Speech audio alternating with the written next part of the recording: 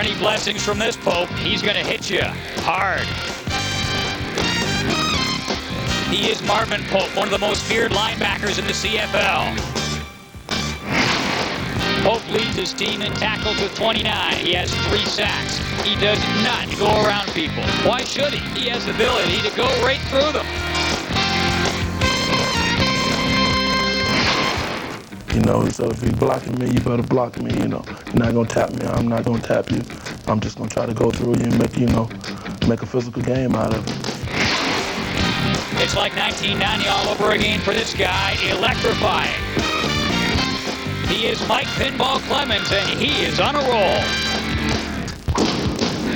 Clemens named CFL Player of the Week. He has over 1,000 all-purpose yards already this year. There is no need for him to go through people. He can go around them.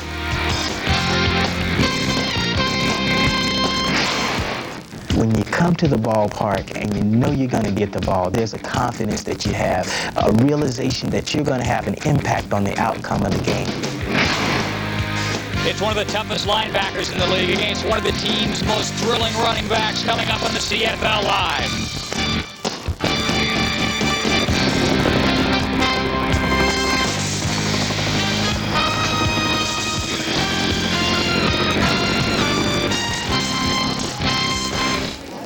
Hello again, everybody, and welcome to the CFL Live. I'm Paul Romanek. We have a great matchup, and don't go thinking for 1 second that Calgary is a one-trick pony. You think Flutie, Calgary, in the air. That's how they kill you, right? Well, that's partially right, but they also have a very good ground attack this year as well, with a lineup that has been virtually intact since the first game of the year. The Toronto Argonauts coming off one of their best showings of the year. No lineup changes for the Argos with a short week to get ready for this one. How often does that happen?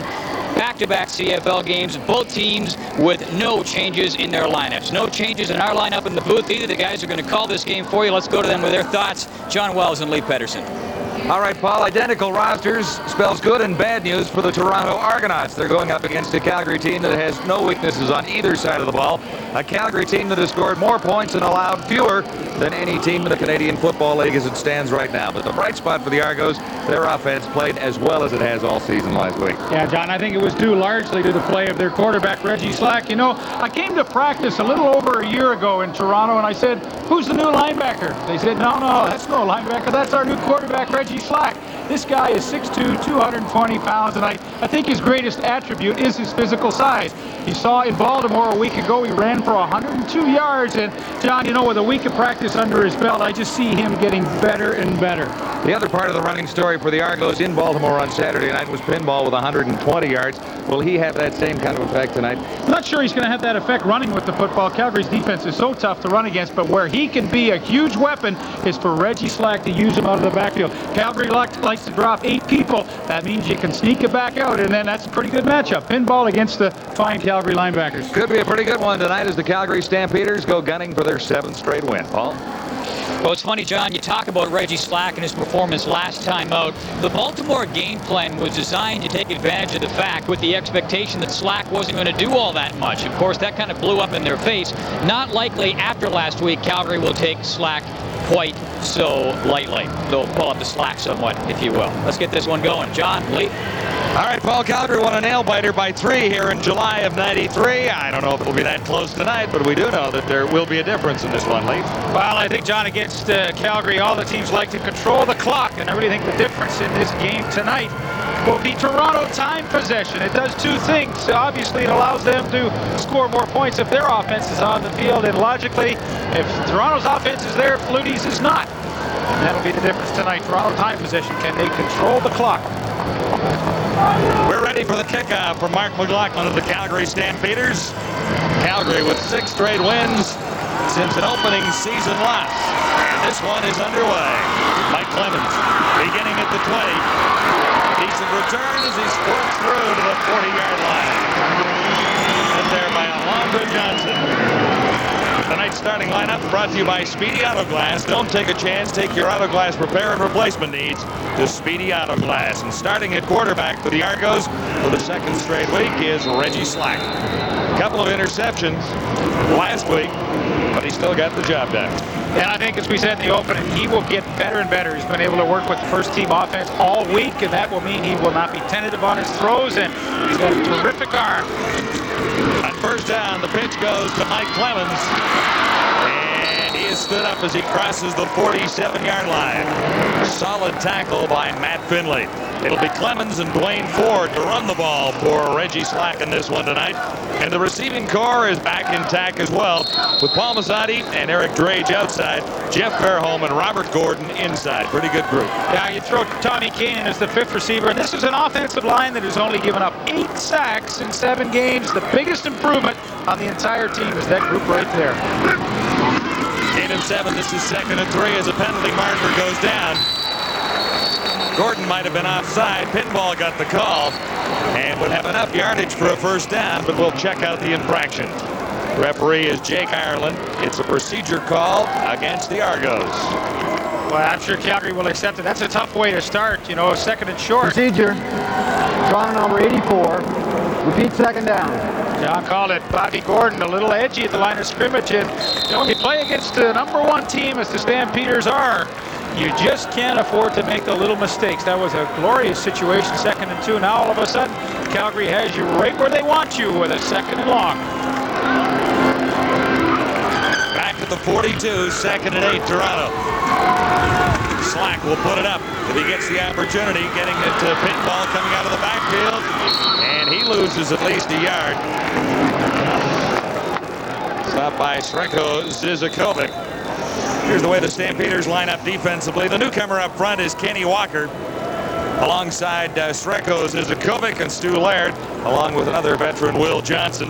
Matt Finley is back in the lineup. Marvin Pope is solid in the middle, and so is Alondra Johnson. Few weaknesses. Yeah, John, you talk about solid, so is this secondary. I mean, you look at that defense and you say, well, where can we try and exploit it? There is not a soft spot of those 12 people. Lively's kick hangs up, and far side right on the line.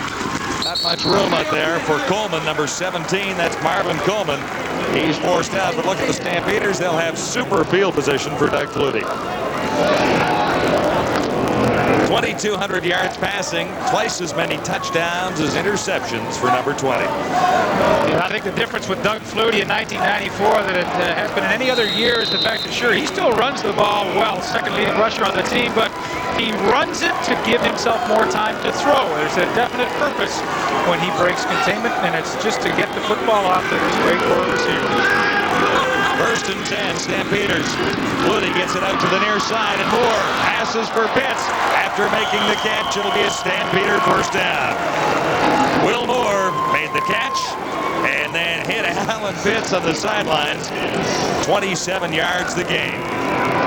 And the key to this play is to make sure that Doug Flutie throws the ball behind to Will Moore so he is still eligible to throw downfield. And you see Reggie Pleasant coming up. He's totally sucked in on this play. And well, I think Toronto's very fortunate that McCurdy was able to come over and stop Pitts, because had he not, it was an easy touchdown. But another trick off the wide receiver hitch screen. Stampeders with a first down at the Toronto 40. This is Wiggins, and he'll have another Calgary first down. Grabbed by Calvin Tiggle. What an offense the Stampeders do have. When they run the ball, it'll be Blair Zur and Tony Stewart, mostly Stewart, of course. And then when they pass, these are the guys who will catch Moore, Pitts, Sapunjas, Pee Wee Smith, and throw in a little Brian Wiggins. And an offensive line that's given up 13 sacks. I do think, however, that Doug Flutie makes this group look pretty good at times with his scrambling ability. 1st and 10, Stampeders. Just inside the Toronto 30 at the 29. Flutie shotgun. Over the middle looking for Sapunjas. And a stride too short as Dave Sapunjas there. Or a foot too long was Flutie's pass. Here's the way the Argos line up defensively with Campbell, Birch, Harding, the all-time sack leader, and Philip Kent providing the front rush. Don Moan, the veteran, along with a couple of rookies, Calvin Tiggle and Charlie Farms, the linebacking core. And John, as you look at this secondary, like Crispina and Tommy Henry are new to the team. They make the odd mistake, but I think if this group can have time to develop, it has the chance to be a pretty solid secondary. 2nd and 10, Stampeders. Toronto 29. Flutie near side, on target for Pee Wee Smith. And he stopped short of the first down, I believe. Grabbed there by Don Moan and Kevin Whitley. Well, three receivers to the short side of the field, and it's so easy with that kind of protection for Flutie to pick out somebody that's open. The good news is the Argonauts playing that soft zone coverage. I think you're going to see that a lot tonight to try and frustrate Flutie, make him throw underneath it. And of course, when you do that, you're not prone to giving up the big play, and you make those receivers, have to earn those first downs, run with the ball a little bit to get extra yards, and they weren't able to do it. Mark McLaughlin is in, good on 14 of 16 field goal tries, hitting that 87.5%. McLaughlin chip shot, and it's 3-0 Stampeders with no flags anywhere. So the Stampeders are on the board first as we take a timeout at Skydome. With Calgary leading by 3, it could have been worse for the Argos. The defense did come up and slow down the Stampeders.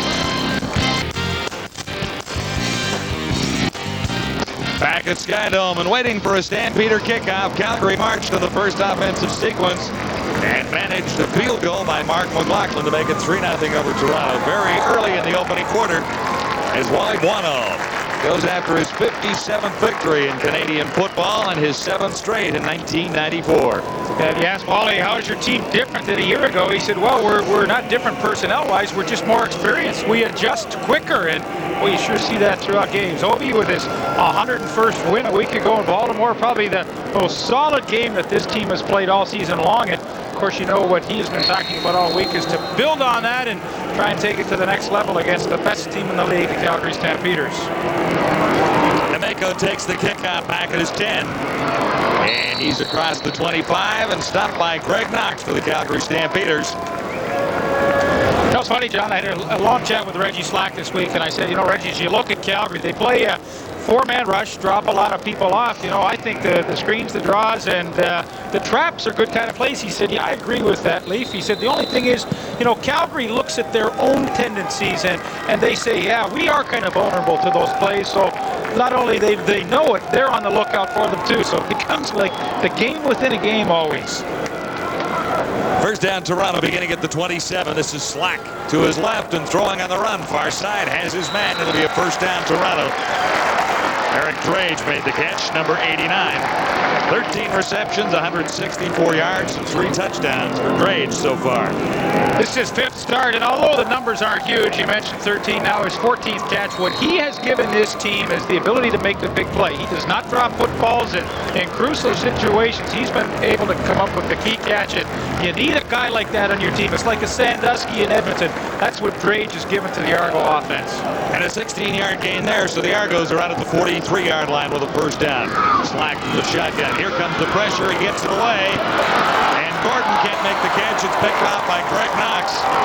And Knox is dropped at the 50-yard line. So a little pressure on Slack, and that one hung up a bit.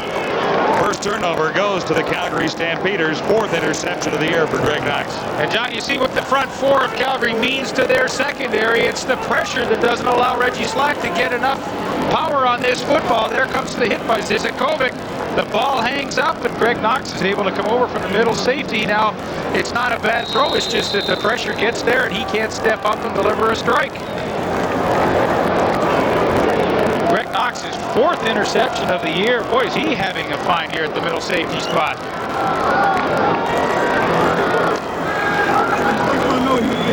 Here's Flutie on first down at the 50. Swings it out for Zerr. And he broke a tackle and will get a first down. Blair Zerr stopped initially, or at least appeared to be stopped, but he squirmed away.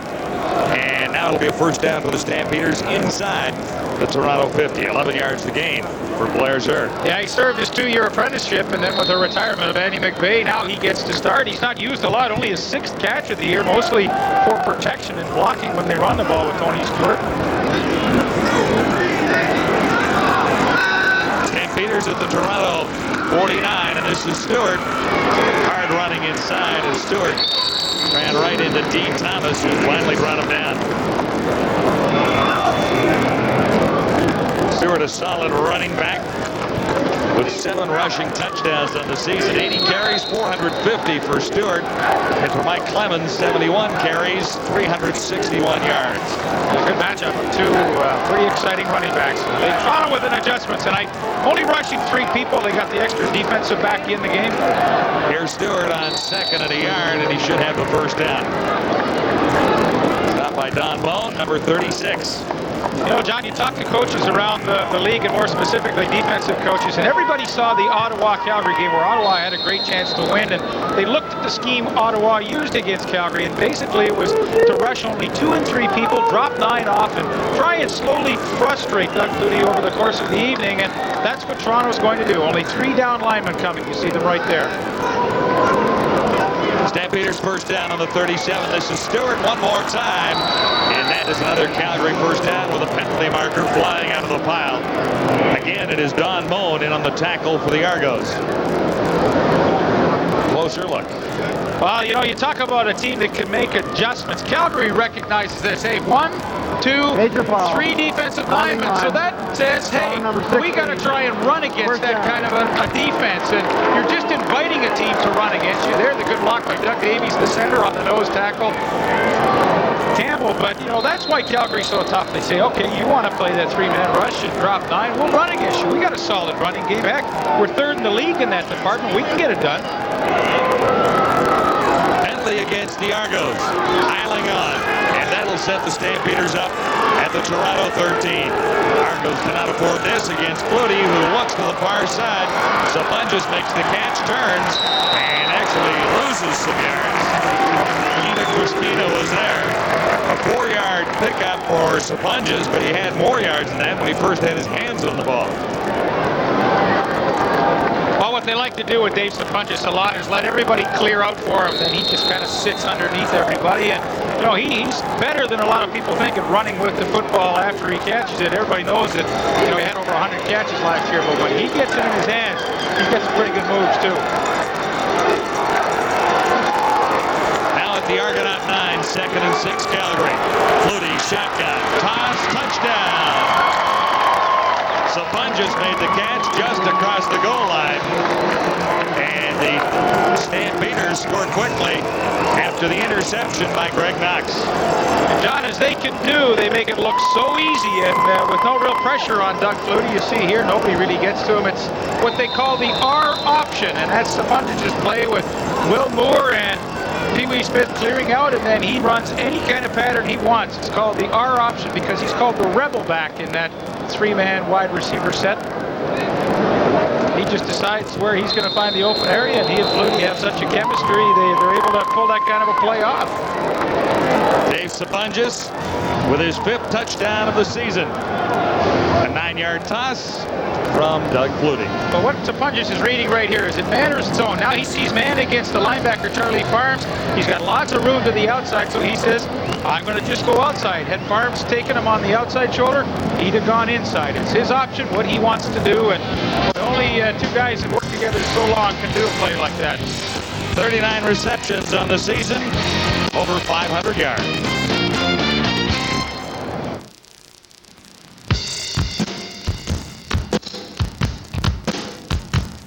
115 years of tradition. One distinctive recipe. 0 preservatives. Too smooth for words. 1 Canadian brewery. 5% alcohol. Equals 1 good beer. Is all we do, 'cause this bud's for you. Stampeders into a 10-0 lead on the Toronto Argonauts. They've scored on their first 2 possessions. Second just moments ago, a 5-play drive covering 60 yards right after an interception. Sapunjas got a couple in the sequence, including the 9-yard touchdown. And the key becomes possession. You know, we said that might be the difference in the game. Could Toronto have time possession tonight, keep Calgary off the field? Well, we've got 6:38 to go in the first quarter, and I'd say Calgary's had it at least a good 6-7 minutes of this first quarter, and that's exactly what Toronto didn't want to do. Hard to improve on the season that David Sapunjas had in 1993, but he's off to a pretty good start. 500 yards receiving on the season as a result of what he has done so far tonight. A 9-yard touchdown added to his total. We're ready for the Stampeder kickoff. 3rd of the night. Nemeko takes his 2nd return. Nice return for George Nate going across the 35, stopped at the 37 by Marvin Coleman, number 17. So let's see what Reggie Slack can do when he gets his hands on the football this time. John, on 62.2% of his passes so far. John, you know, I know it's early in the game and there's obviously a long way to go, but I think this is a fairly critical series. They've had pretty near a quick 2-and-out on their first 2 series, and it's 10-0, and boy, you can get steamrolled by these Calgary Stampeders in a hurry if you let the game get out of hand. Yeah. This is an important drive for them. As just about every other team in the Canadian Football League. How about that? Here is the pinball, Mike Clemens, out across the 40 to the 43-yard line. Stopped by Matt Finley, number 37, the Stampeders' captain on defense. Well, John, you know, you talk about Calgary, great offense, great defense, but I'll tell you, they've got great special teams. Watch Raymond Biggs, 44, a reserve backup linebacker to Matt Finley. I mean, he's the wedge buster. Look at this. He takes on 2 and 3 guys there, and what he does is destroy that whole blocking scheme, so the other guys like Marvin Coleman can make the tackle as he did. He did it single-handedly. The gain was 4. This is 2nd and 6.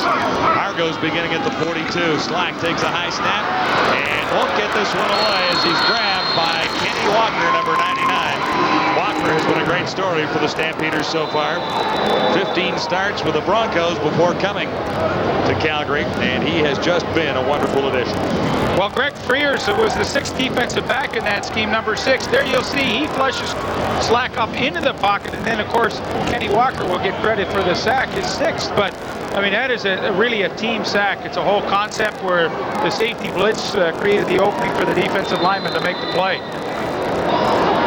They'll throw the 6 defensive backs at you occasionally. Usually they use Marvin Coleman, but that time they used Greg Frears. Wayne Lamoulet forced to kick it away already across his 25 and barely got that away. Kicker is down, but there is no penalty marker. Coleman bobbled it. And maybe the Argos have recovered. A couple of Argos at the bottom of that pile. Tommy Henry for 1. And let's see who's got the football. The Argos say they have. Stampeders, you see Pope there saying, we've got it. The cheers for the Argos. And that's just what the doctor ordered for Toronto. Argos trail it 10-0. This is CFL Live from Toronto.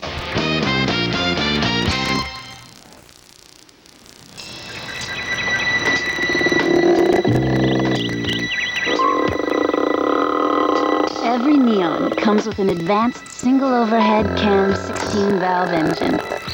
And its 132 high-tech horses should come in mighty handy when you're trying to coax your car onto a highway. Say hello to Neon at your Dodge and Plymouth dealers. You just spray it on? You just spray it on. Introducing new Quicksilver Wheel Cleaner from Argonauts. Just spray it on. Wait 1 minute.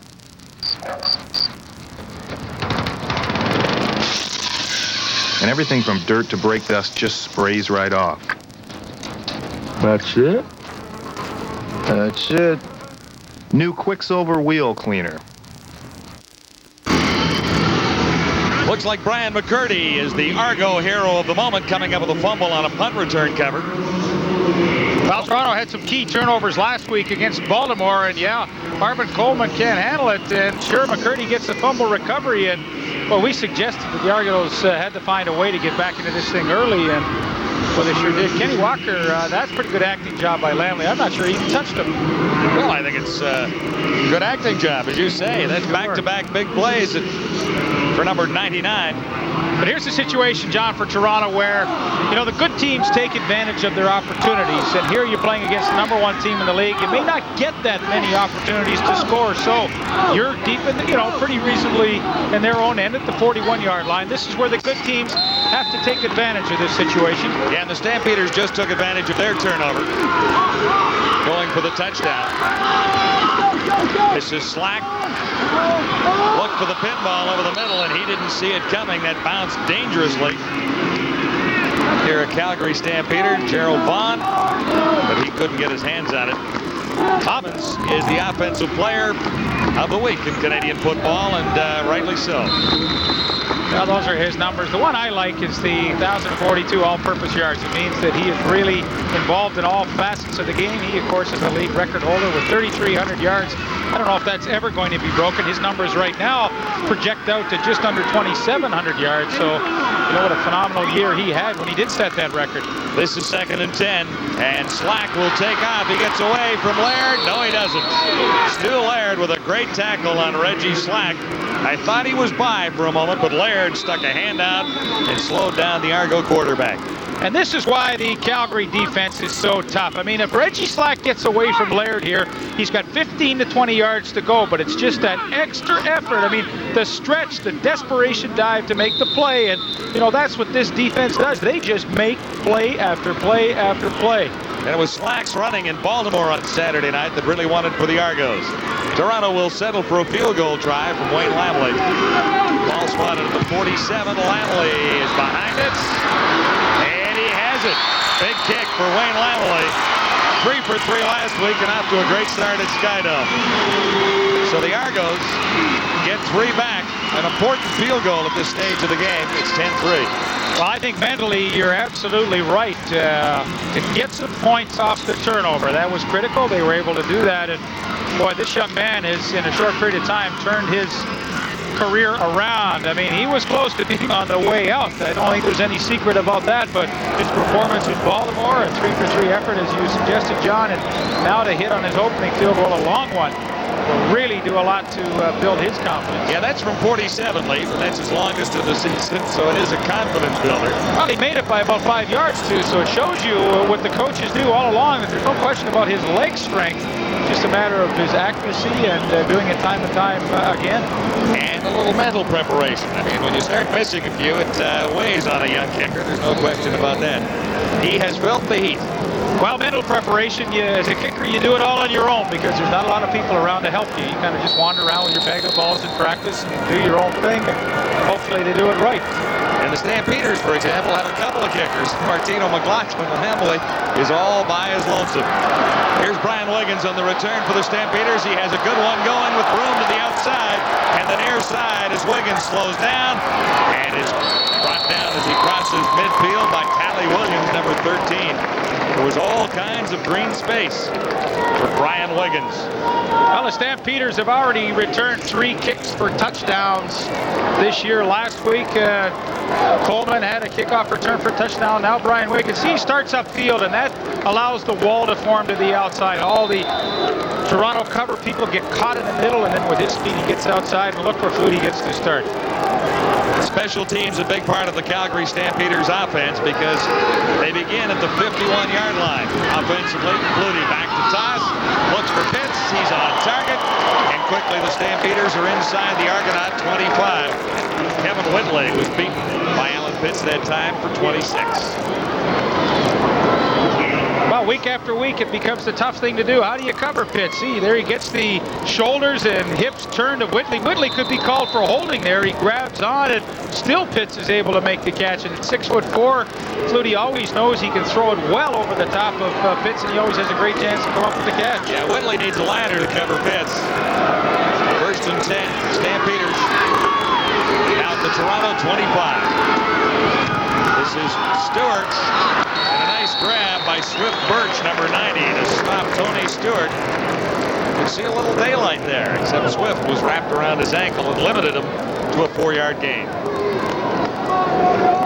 Well, John, you know, the scary part, you look at Alan Pitts in the season that he's having, those are his numbers tonight. Now, do you know what they project out to? Catches, 118, which would tie his league record. Yards, almost 2,000, and 18 touchdowns if he stays healthy. Those are phenomenal numbers. And there are several receivers of almost equal ability to him, like Brian Wiggins. And he should have a Stampeder first down. Wiggins is not even a regular Stampeder receiver. At least he is not listed as a starter on the depth chart, though he does see quite a bit of action. 23 receptions, 290 yards on the season. Right there, he grabbed 7. Enough for a Calgary first down, now at the Toronto 14. Stampeders lead at 10-3.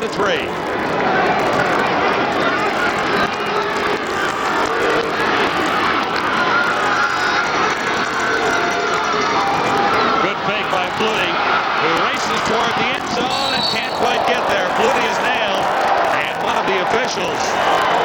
also hit out of bounds.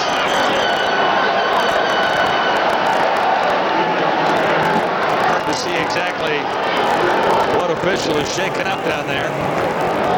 Well, it's tough. That's the toughest, hardest hit that Flutie has taken all year. No question about it. It's the official that does it. It's a little naked bootleg, and with man-to-man coverage, there's no run support help for making the play on Flutie. Watch the hit here on the official.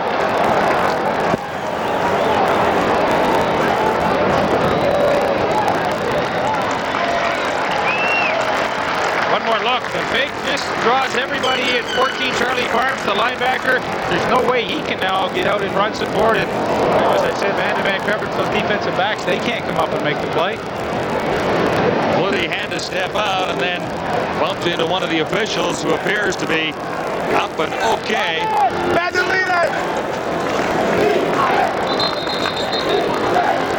Flutie was forced out at the 3-yard line. Yeah, Calgary brings the short yardage team in. Big Daddy Marvin Pope, number 91, he will come in and play in that group.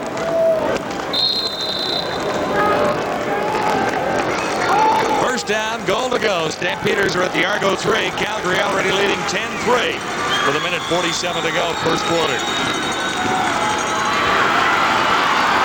Zera can't make it to the end zone. He stood up. Solid play by Tommy Henry. Big hit. Blair Zer had the opportunity and looked open to the right side, but not quite. Well, he was following the lead block of 91, Marvin Pope. And Tommy Henry, well, Marvin Pope didn't get anybody. I think Henry was the guy he was supposed to get. Maybe that's why Marvin plays defense. He's not used to making those blocks because that was his man. Second and goal to go. Stampeders at the Argo 2.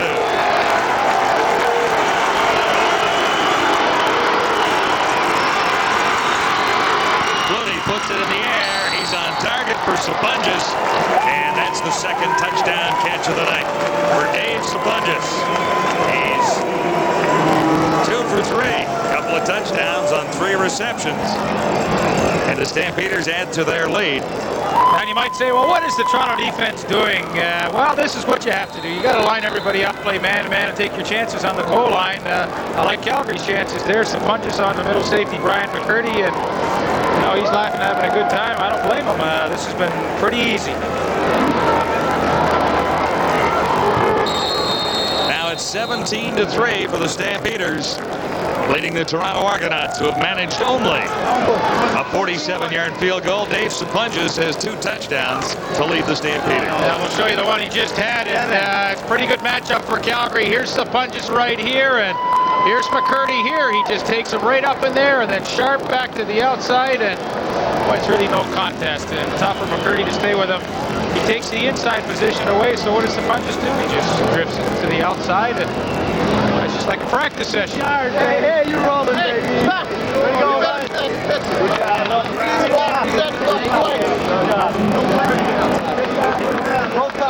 Dave Sapunjas, 6 touchdown receptions so far in 1994. About 100 balls to become the first Canadian to do that in CFL history in 1993.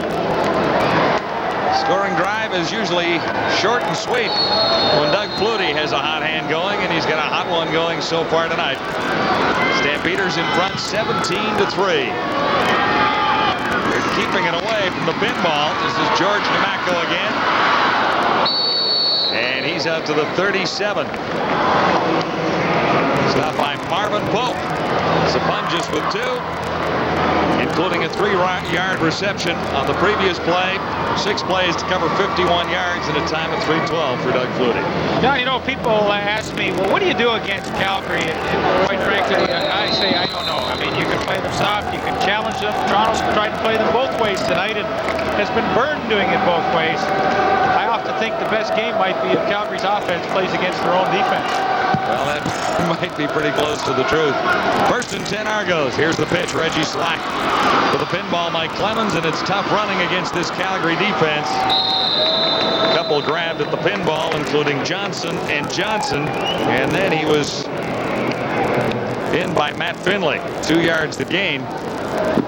And the Argos have just one first down so far. Yeah, and even though they're down by 14 points as the quarter is winding down, this will be the last play. I don't think that the Argos can go away from their game plan. And their game plan is to go underneath the coverages of the Calgary Stampeders. And with only 14 points down, I think they should still stick with it. The gain was 2. This is 2nd and 8. Shotgun for Slack. Buys a little time. And he can't buy quite enough. Marvin Pope was the final Stampeder to get to the Toronto quarterback on the final play of the opening quarter, where the Argos have struggled and the Stampeders have scored. 17-3. Calgary leading Toronto on CFL Live. Lonnie's guys are winless so far. 0-7 Shreveport Pirates. Finally, almost had one blocked. There's no rush this time. Pee-wee Smith fields it at the 42. Smith can't get away from a great tackle from Norm Casola, number 35. There's a penalty marker down. Numbers from the first quarter will undoubtedly favor the Calgary Stampeders in every category. 10 first downs to 1. Yards passing 106 to 13. Penalties as well. The turnovers come out even. Stampeders scored quickly, so time of possession isn't as big a factor as you might guess. John, you know, sometimes coaches will not put a lot of credence in statistics, but let me tell you, 10 first downs in the opening quarter, which is traditionally your worst quarter offensively, that means you are not making any mistakes as an offense to have 10 first downs. And another error for the Argos. No yards, setting the Calgary Stampeders up across midfield at the Toronto 53. Flutie swings it out far side for Wiggins. And he's stopped after a gain of a couple. Pretty good defensive play to limit Brian Wiggins' gain on that quick hitch pass. Wiggins with 23 receptions and over 300 yards so far in 94. I talked to Doug Flutie about that hitch pass to the wide receiver tonight. I said, you know, it was a great play 10 years ago. Teams got away from it. Why is everybody going back to it? He said, because more people are playing zone on first down, and it is a good call against a zone defense where the corner is not right up in your face. It allows you to complete the pass and maybe get a block or two. Flutie sends 4 receivers to the near side and comes this way himself, firing on target for another Calgary first down at the 35. Pee-wee Smith has the catch, and the Stampeders are inside the Argo 40-yard line. And oh, how quickly Flutie can move the football. Yeah, because his receivers read coverages so well. I mean, every pattern that they run has an adjustment if they read man, or they have an adjustment if they read zone. So that time of zone, Pee-wee Smith, he just runs the hook in the open area. He doesn't have to work as hard against the man-to-man coverage. He just finds the open spot. But and you're talking a group of 5 and 6 receivers that they all are so smart. Makes Flutie's job easy. 15-yard gain for Pee-wee Smith and a first down for the Stampeders at the Argo 36. Flutie looks to throw again. And this time he's off target, intending it for Alan Pitts, number 18. Pretty tight coverage on Pitts that time by Keita Crespina, who lost his man at the end, but Flutie missed his target. John, I really like Keita Crespina. He's young. He's a rookie from Temple, and he is really learning under fire against some of the best players in the league. But, you know, he's made some mistakes this year, but I'll tell you, more often than not, he's been able to really play those receivers tight and tough. Hey, against Ray Alexander, he played him tight, tough, physical, got beaten for a touchdown. But what I like is he seems to be learning from his mistakes week in and week out. And, you know, it may be a long year for him at certain times, but I think he has the potential to be a fine inside halfback in this league, and you know, he will suffer through the ups and downs. But there you saw, you know, he couldn't cover Pitts any better than he did on that last play. Yeah, Flutie just missed. It was only the second pass that Flutie has failed to connect on so far tonight. Different story for the Argos, who trail it 17-3. Doug Davies, the Stampeders center, is the injured ball player. We'll take a timeout at Skydome and return to CFL Live after this. Welcome back to CFL Live and TSN. Doug Flutie having a great game so far, being the experienced veteran he is. He says he's much better now than he was just a few years ago. There's little things that, because of your experience and your comfort zone in the offense, you're willing to take some chances without even consulting a coach, or do things on the field that a young guy wouldn't even think of doing, because he's just trying so hard to do what he thinks he's supposed to do and stay the straight and narrow and do things by the book, that as you get more comfortable within an offense, you freelance a little more off of it. You know, stay within the framework, but then just do a little freelancing. And, you know, I think what that means as much as anything is he's willing to throw the ball to spots where he knows his receivers are going to end up. And that is a luxury that only Doug Flutie can do with his experience. A young guy could never even think about doing something like that. But you'll see him tonight at certain times get rid of that ball. Receivers have not even made breaks, but he'll put it into the hole because he knows they're going to end up in that hole. Already en route to another sensational statistical evening, Doug Flutie with a 2nd and 10 situation at the Toronto 36. Flutie under the cover, has a completion, and now he has a first down. As Brian Wiggins made a pretty good run after making the catch for a 12-yard gain.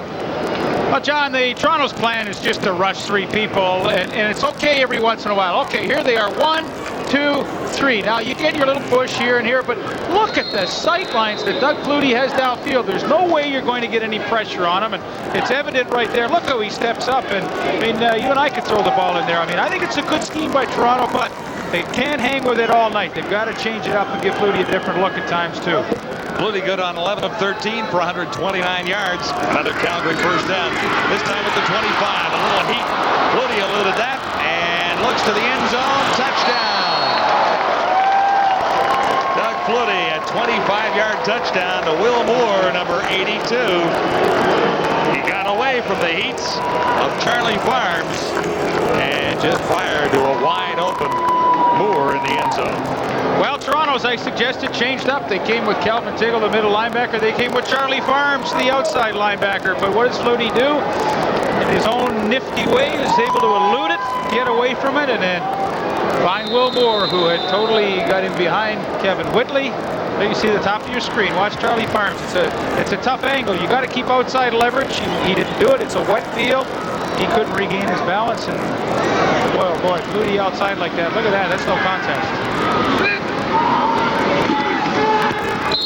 Well, you know, John, you look at this game in 2 ways. Yeah, Toronto's having a tough time. It's out of hand already, but we have the luxury of watching probably the best offense that I've seen in many, many a year. Well, there's no weakness on the Stampeders offense and very few defensive weaknesses. No wonder the Argos are struggling.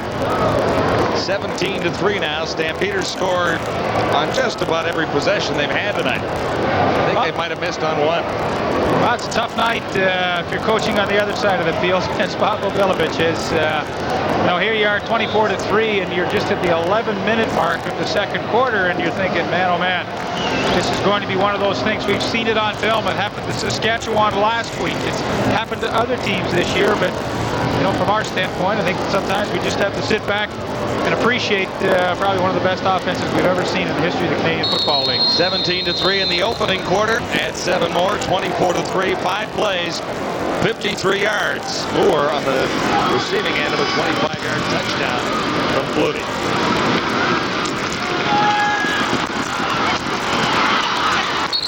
George Nemeko out near the 45-yard line.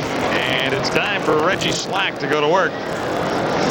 Such a promising week in Baltimore, and Slack just hasn't had either the opportunity or the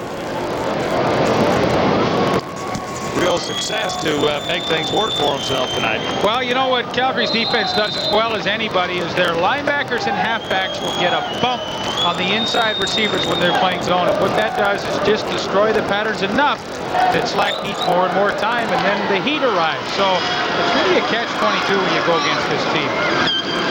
On first down, Slack stands in and fires for Fairholm. That'll be a first down. Jeff Fairholm down to the Calgary 45.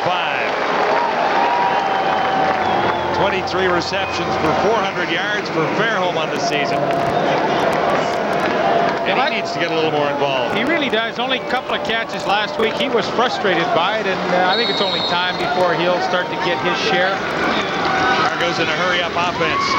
Slack over the middle again. And Gordon this time has the first down. Kenton Leonard, the tackle on Robert Gordon. He had 3 receptions for 38 last week in Baltimore. those are the things that work. Go underneath the coverage. Pope, Johnson, and Finley love to get 10, 12, 15-yard drops in. Well, that dictates that you come underneath it with crossing routes like the one to Bobby Gordon. Slack stands in, and he's picked up. Kenton Leonard, number 30. Second interception for the Stampeders tonight. Well, you look at a defense and experience. Kenton Leonard, the blitz is coming. He knows he's got no help in the middle. So what does he do? He takes the inside position on Fairholm, and because he knows he's not going to have help there. And by doing that, he is right there when the hook is run and the ball is thrown. But I mean, that's just experience for your alignment. You know you're not going to get help, so you take away the inside. Look what happens. You get an interception to boot. 10-10 to go till halftime. It is the Argos down 24-3 to the Calgary Stampeders. Kenton Leonard has the second interception of the game. Yeah, his first of the year, but my oh my, the experience factor shows time and time again. It's all positioning. So Flutie takes over at the 22. This is Tony Stewart, and he's got about 8 yards out near the 30-yard line. Stopped by Kevin Whitley there. Stampeders have scored almost at will, and actually they have scored in the first 4 possessions. Field goal just to warm up a little bit, and then touchdown. That's Sapunjas, and then Moore. Well, I don't know what the record is for first downs and a half, but I would think it's in jeopardy tonight.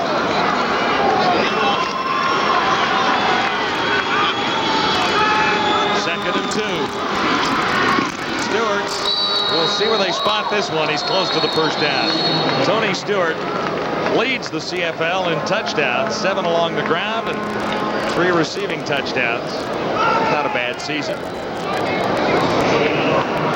Well, I think what's more impressive about Tony Stewart is the fact that he projects out right now to well over 1,000 yards rushing, and Calgary hasn't had a running back do that since 1988. Gary Allen, if you recall him, he was the last one to do it. And boy, you look at what that does for a team. I mean, obviously, you know the phenomenal passing attack, but to have a ground game to support that in the colder weather come fall will make a difference. It makes a difference to Doug Flutie's bootlegs and play action. It holds the linebackers just that fraction longer. So well, you look at this offense, and I mean, it's just phenomenal, the talent that they have here. Second time that Doug Davies has left the field. He missed a couple of starts earlier at center, and he hits to the sidelines one more time. My money is, though, he'll be back. Well, Wally Buono was talking about Tony Stewart yesterday. John and Leap, you've been talking about him tonight. Buono is adamant that this team is not just a club that passes, they can run it. The thing that the running game does is it does slow the defensive line down to where they're thinking a little bit more run, and when they're thinking run, they're usually a little bit more on the line of scrimmage. And if they don't, then all of a sudden the draws, the traps, all those quick plays go for a big gain. So if nothing else, I think it's maybe helped our passing game that way. Tony Stewart coming off his first 100-yard rushing game last week against Saskatchewan. 15 carries, 115 yards. And if the Stampeders could get any better, they really have with Stewart in the lineup. Here's Flutie in trouble, and not for long. Doug Flutie on the run, and he almost made the play work. No catch out of bounds. The intended receiver was Will Moore. And there's a penalty marker back near the line of scrimmage. Flutie looked to be corralled a couple of times. Well, this is the difficult thing about Doug Flutie. Look, you know, Toronto has a very good pass rush that time. They're getting the pressure, they're getting heat. Swift Birch, your 90, has a good shot at him, and now all of a sudden Flutie is on the loose. But you know what that does to the defensive line? I mean, not only does it demoralize them, look at how hard those guys are chugging out there. That wears you out when you have to do that time and time again, and you just get so close, but you never get a sniff. Let me tell you, after 4 quarters of that, I mean, that really wears on a defensive front, and you can get a little discouraged. And when you get discouraged, you slow down. Penalty is against the Stampeders for holding, so we'll flip to first down. Repeated. 20 yards necessary this time. Stampeders lead the Argos 24-3. 8:12 to go to halftime. Flutie shotgun.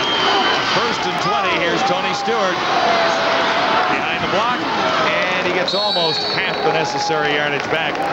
Tony Stewart, number 21. Stopped near the 34-yard line, and Stewart is slightly shaken up. Blue Bombers needed a third-string quarterback to win last night, 31-28 against the Sacramento Gold Miners.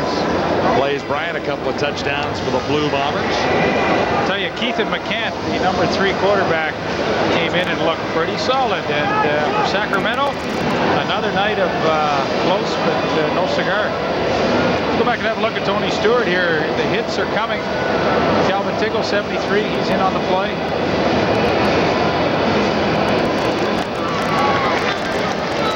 Tough to tell. Checking out his left ankle. Or at least, yeah, it looks like an ankle. Lower leg.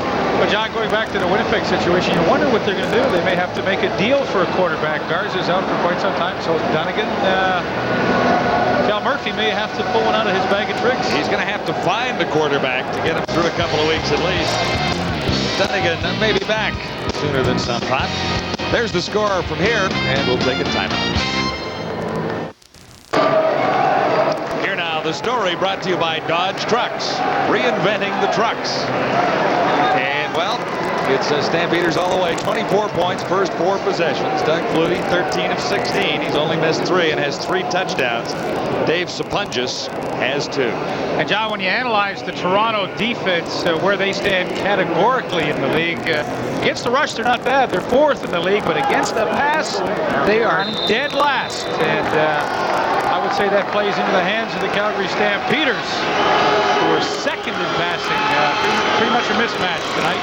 After the injury timeout, it is 2nd and 11. And Flutie looked for Will Moore, number 82, and was off targets. Blair Zer, the only back in the backfield with Tony Stewart on the sidelines.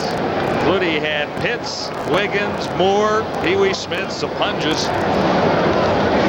in his receivers. Now you think he's competitive? He's up 24-3. First pass, and he's really not thrown well. And he's really upset about it. It's only the 4th he's missed.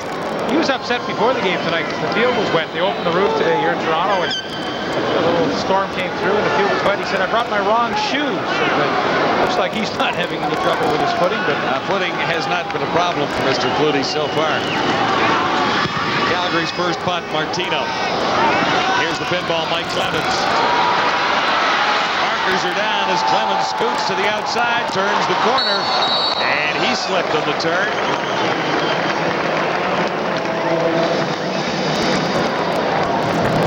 Looks like it may go against the Argos and Reggie Pleasance. Jake Ireland talks it over with his officiating staff. Stampeders lead at 24-3. All kinds of enthusiasm on the Argos side as this game began. No yard. Calgary number 80. 15-yard penalty. First down.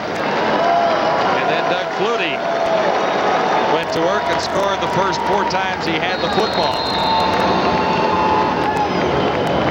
4 of 7 for Slack, just 48 yards. 2 have been intercepted. 1 caused a touchdown. Let's see what Slack can do here with the shotgun. He ran well last week, and this was designed as a run all the way. Worked very well against Baltimore. It started here tonight, too. And it'll work well against Calgary if they stay in this defense. Marvin Pope is not in the middle, so you get the pass rush here, the pass rush here. Drop back, and hey, there's the lane for Reggie Slack. And, you know, they've got an extra defensive back in Marvin Coleman, and there goes Pierre Vercheval. He leads up through. But that's a good decision by Reggie Slack right there. Against that defense, you have to run with it, whether it's the quarterback or the running back, and that's how you attack it. Just enough for the first down. 10-yard gain. Reggie Slack. Yeah, Marvin Pope stays on the sidelines, their middle linebacker, so we'll see if Slack sees that and goes back to a similar type of play. Well, those numbers are scary. Just the 4th first down for the Argos compared to 14 for the Stampeders. Stamps with 6 defensive backs in there. Slack fires far side. Pinball made the catch, and he was hit immediately by Kenton Leonard and driven back. Maybe 1 yard late. Well, that's the thing, the stuff about Calgary. They're so willing to come up and challenge the receivers. Here's Pinball out here. Watch as he goes out on the little out pattern. It's a good recognition. The blitz is coming. That's where you go. See Finley coming from the outside, but look at Leonard. So aggressive to be there just as the ball arrives. 2nd and 9. Parker's down again. And so is Reggie Slack.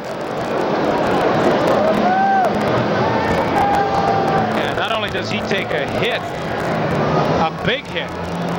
His offensive line gets called for holding as well. Here you see it coming. Matt Finley from pressure from the outside, and Stu Laird right up the gut. And Calgary with their tackles, they rotate 3. Stu Laird, Shreko Zizakovic, and Lubo Zizakovic. So they're always fresh, and they always get that good push up the middle of the field. This guy has been pretty solid since joining the Stampeders. 3 sacks in the season. I speak of Marvin Pope.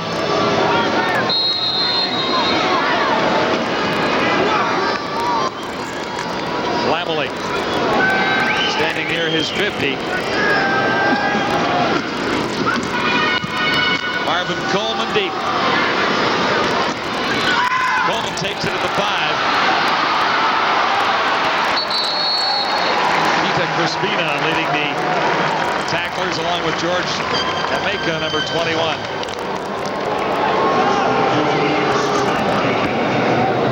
So this is as deep as the Stampeders have started to drive from, near the 12-yard line. They've had great field position until here.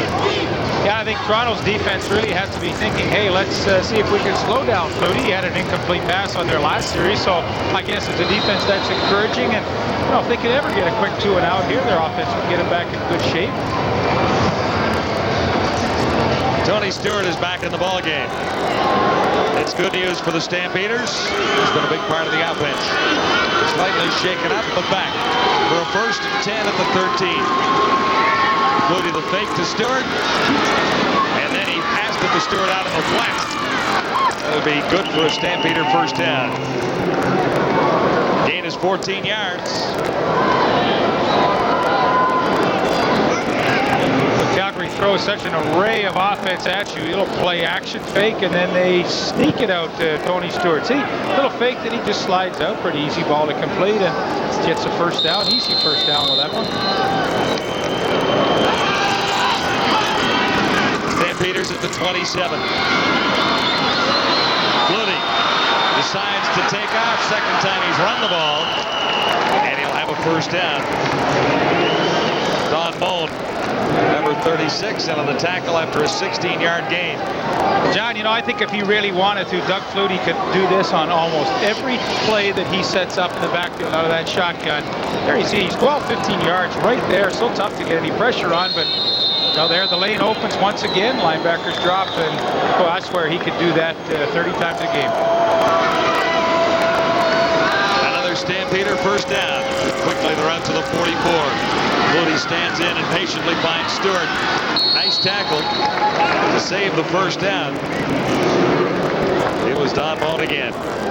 Well, Don Moan had it in man-to-man, and, you know, he can't come up and get all over Stewart initially because Stewart has just too much speed for him. Donnie Moan has to play it a little cagey, but in doing so, he allows Stewart to catch it easily and pick up some pretty serious yardage on a 1st down play. Stewart gets the call on 2nd and 3, and he'll have the 1st down. Swift Birch, one of the newcomers for the Argos up front. Birch has been getting good pressure from the outside, but it's a different story getting the right kind of pressure on a guy like Doug Flutie. 3-minute warning at Skydome in Toronto. We'll take a quick timeout for the Stampeders all over the Argos in the 1st half at 24-3.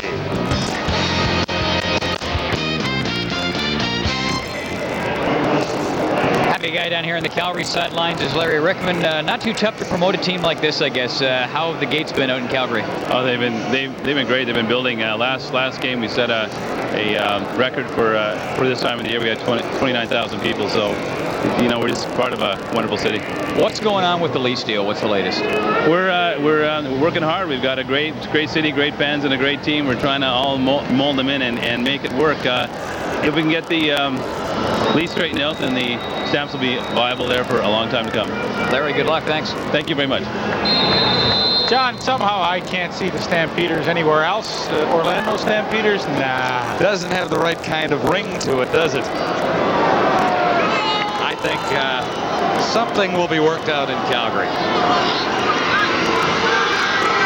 This is a great football team. Sapunjas on 1st and 10 right at midfield. And Don Moen, number 36, the ageless Don Moen, makes the tackle and limits Sapunjas to a gain of 3 yards.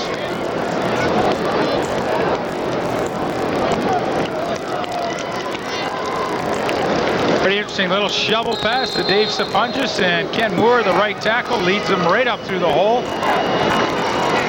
Swift Birch got one hand on him there to slow him down just a little bit. Then Tiggle helped make the tackle. 2nd and 7. Flutie on the run right. Here comes the charge. Flutie somehow got it away. Sapunjas made the catch, and he might just have made a first down. On second effort, after Sapunjas made the reception, he dove ahead, and I think he's got the first down. Well, once again, the frustrating thing is to try and chase him, but what do you do when you get there? It's so tough to get him down. There, Mike Campbell has a shot. Swift Birch has a shot, and you know, he thinks, hey, I got a sack. When he looks up, Sapunjas is running with it. He's got air. Stampeders needed 7 yards. Let's see how close they came.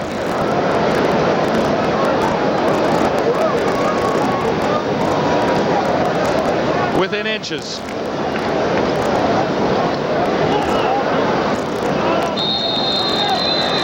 (24-3), Calgary leading Toronto.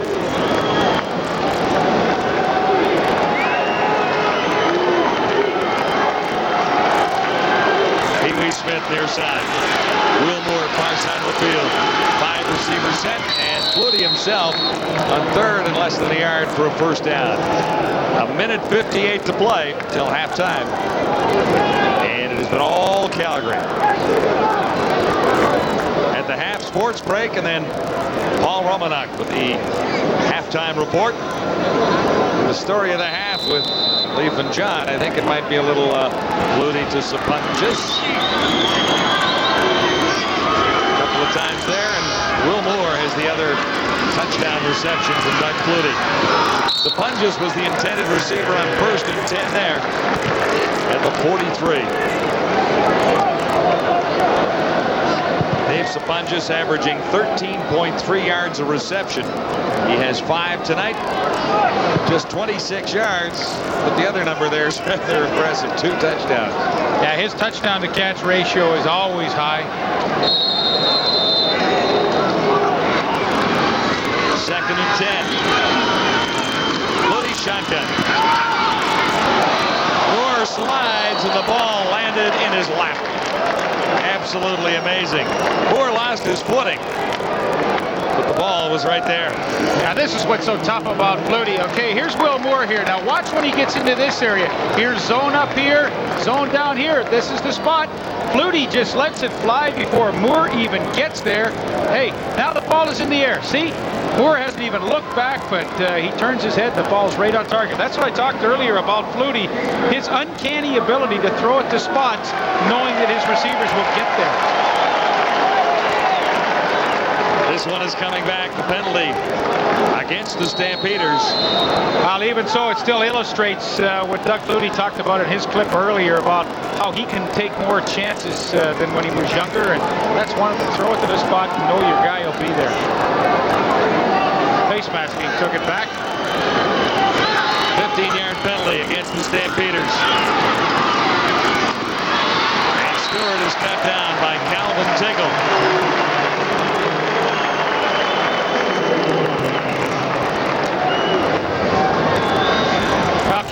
tackle's been a huge find for the Argonauts this year. There you see him, 73 in the middle of your picture. Watch him read the screen now. He's back in pass coverage now. He breaks down and starts coming. And the block of Bruce Coverton, watch how Tickle slides underneath, takes on two guys and makes the play. You know, he started at middle linebacker 2 years, Tampa Bay Buccaneers, and the only problem he had up here was to learn pass coverage, and week in, week out, he's getting better and better. And boy, last week against Baltimore, he just had a heck of a game. Made a huge play on a third down gamble at a critical time in the game.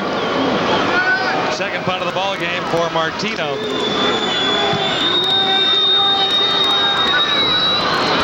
Mike Clemens back at the 4. Clemens has it going. Away from a couple, has to get by Martino, who provided a little bit of interference. And Blair Zerr got up from behind, or else the pinball might have gone a little farther. 38-yard return after a 49-yard punt. And 59 seconds remain on the clock till halftime. Well, biggest play of the night for the Argonauts, and with 59 seconds to go, he gives them a nice opportunity to try and get back into this ballgame. A little hesitation right there, freezes Blair Zerr, and then he's off and running. Yeah, Martino stood his ground there and allowed other Stampeders, Greg Frears in particular, to catch up. Toronto trailing 24-3. Here's Slack. Nice toss over the middle. And Mazzotti has his first. Douglas Kraft has the tackle. And 53 seconds remain till halftime. Well, Mazzotti, he's as good as there is at coming inside, and he has a real feel for where the open areas are, and they're not a tough pattern to run, but you know, he is fearless. We've said that week after week when we watch it.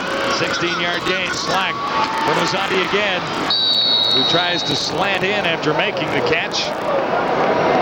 Gain is a couple. Lubo Zizakovic, number 98. The stop on Mazzotti that time. 2 in a row for Mazzotti. The previous reception was for a first down. This for 3 yards. Slack goes to the far side for pinball, and he's hit immediately by Kenton Leonard. There's nowhere for Mike Clemens to go.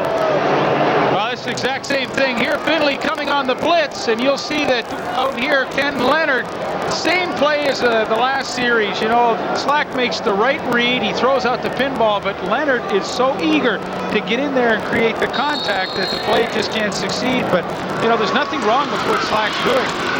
Slack goes deep, and way too deep for Jeff Fairholm. Fairholm got nailed as he got that one away. 32 seconds on the clock. That's still a half. 24-3, Stampeders leading, and look at the hit taken by Slack. Lodra Johnson on the blitz. Third down gamble, not a bad call. It didn't work, but 24-3 and 30 seconds to go. I think pretty decent call. So the Stampeders, 1st and 10 at the 53.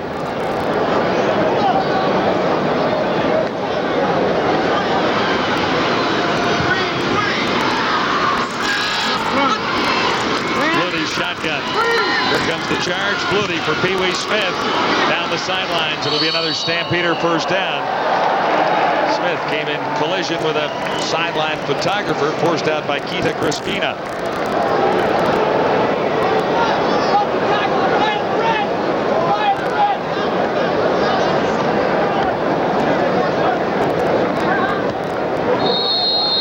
And up for a first down for the Stampeders.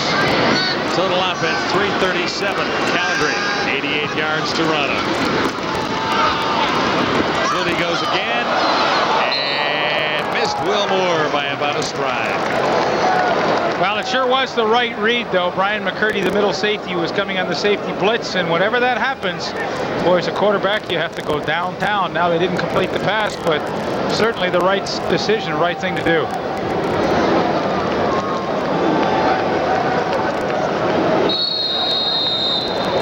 Second and 10, Stampeders at the Argo 43.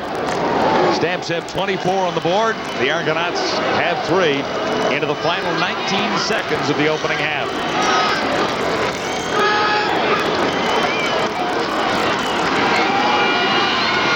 sidearms this one, and it was almost picked off. A couple of Argos arguing over that one. Smith was the intended receiver. McCurdy was in the area of the interception, and Flutie turns in a decent first half, I'd say, partner. Well, I'd say more than decent. 20 of 26. My goodness, what a high percentage that is. No flaws with the interceptions. 3 more touchdowns in the season for Flutie, a couple of Sapunjas. Yeah, so that's 19 on the year. My, oh my, 19 and only 8 interceptions. I think that's one of the biggest accomplishments he's had in 1994 is to have that outstanding touchdown-interception ratio. Mike Clemens, the lone man deep for the Argos. 13 seconds till the half. McLaughlin's punt taken by Pinball. A couple of yards deep in the end zone. And he's grabbed at about the 4-yard line and slowed down by a pile of Stampeders. In the middle of all of that, one of their solid special teams guys, Raymond Biggs. So we'll give him credit for that tackle. John, you know, you talk about Calgary and you say, wow, what an offense. But hey, how about their defense? You think these guys are tough?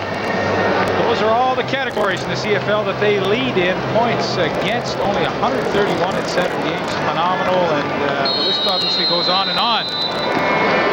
But it is all starts in the middle, no different than hockey. You know, you like to say, well, we want to be strong in the middle with our centers. How about Calgary? In the middle, Marvin Pope. Behind him, number 8, Greg Knox, who's turned into an all-star safety in the West. That'll be the final play of the opening half. It was all Calgary. The Argos managed just 3 points on a 47-yard Wayne Lamely field goal. Doug Flutie threw for 3 touchdowns, and it's 24-3. Stampeders in front of the Argos. Stay with us. Paul Romanek has the halftime show after a sports update from TSN Control. First downs compared to 5 for the Toronto Argonauts. 268 passing compared to 64, and it goes on and on like that right down the line. 3 turnovers by the Argos compared to 1 by the Calgary Stampeders, or 1 gained by the Calgary Stampeders.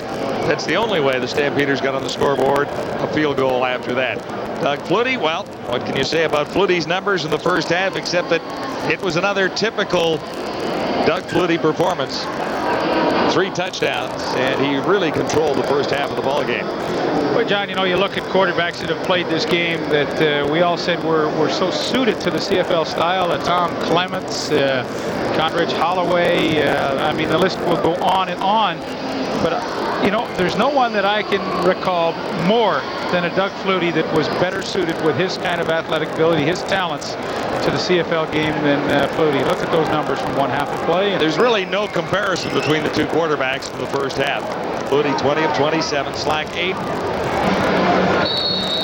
and 64 yards. A couple of interceptions. So Reggie Slack came into the game with a hot hand from the Baltimore game on Saturday night, and it didn't work out for him in the first half. This is Wiggins on the return for the Stampeders. Second half underway as Brian Wiggins is jammed up just across the 25-yard line at about the 27. Enter Flutie once more. Is this game designed for Doug Flutie, or is Flutie designed for the Canadian game? We've asked that question a time or two, haven't we? I think it's both. It's his style, and he takes it to a level that no one else can, I think, at times. 3-time MVP in the Canadian Football League, 3 years running. Boy, he's defending that title again this year. If Matt Dunning could ever have an 18-game season, no telling what he could do, but you know, the tough thing for him is he hasn't been able to play full seasons. Flutie has. Tony Stewart stopped. He spun around and then grabbed a couple of yards. Stopped by Don Moan. Well, let's go back and look at the Stampeders season. Just what has occurred. You know, they lost the opener to Saskatchewan. There you see it. But since then, it's been all Stampeders, and how they have outscored their opposition. More than double. Yeah, in the last 6 games, the Stampeders have outscored the opposition 41.7 to 18.7. That 62 points in the one game, of course, was a club record. Yeah, they established the record the week before and then broke it with that 62-point performance. Pitts makes the catch, and that'll be another Stampeder first down on 2nd and 5. D. Thomas over to make the tackle on Alan Pitts. Can't say enough about this guy, averaging 16.7 yards per catch. Well, he's usually the middle receiver as he is here in that trip set to the wide side of the field. And Stampeder receivers do so well is to work all levels of the field. They have a man short, they have Pitts in the middle zone, and then they have Will Moore clearing out deep. And boy, these are great patterns that are so adaptable to zone or man coverage. Pitts right on average there at 17 yards on that catch for a Calgary first down. Stampeders out now at the 52. 4 receivers near side. Stewart gets the call. Straight ahead, and he's more than halfway to a first down. Stopped by Calvin Tiggle, number 73.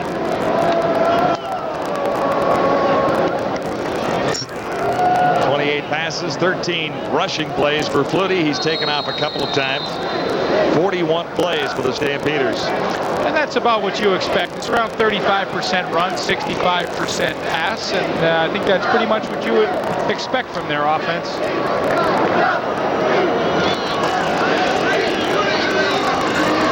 Gain of 6, 2nd and 4. Flutie to his right. No pressure at all. Smith was wide open, and Pee Wee Smith gets to the 41-yard line, stopped by Tommy Henry. Nifty little 12-yard gain, and it looks easy. Well, it looks easy because here's Keita Crespina, the halfback. Tommy Henry's going back in the zone now. He's got to get out and get underneath the out. Pee Wee Smith, watch, he just sits out there and waits for the ball to come, but, you know, usually... No pressure at all. Smith was wide open, and Pee Wee Smith gets to the 41-yard line, stopped by Tommy Henry. Nifty little 12-yard gain, and it looks easy. Well, it looks easy because here's Keita Crespina, the halfback. Tommy Henry's going back in the zone now. He's got to get out and get underneath the out. Pee Wee Smith, watch, he just sits out there and waits for the ball to come, but, you know, usually the halfback in that zone to the wide side, he has to get out underneath that out pattern. If he can't get out there quick enough, it's going to be a long second half.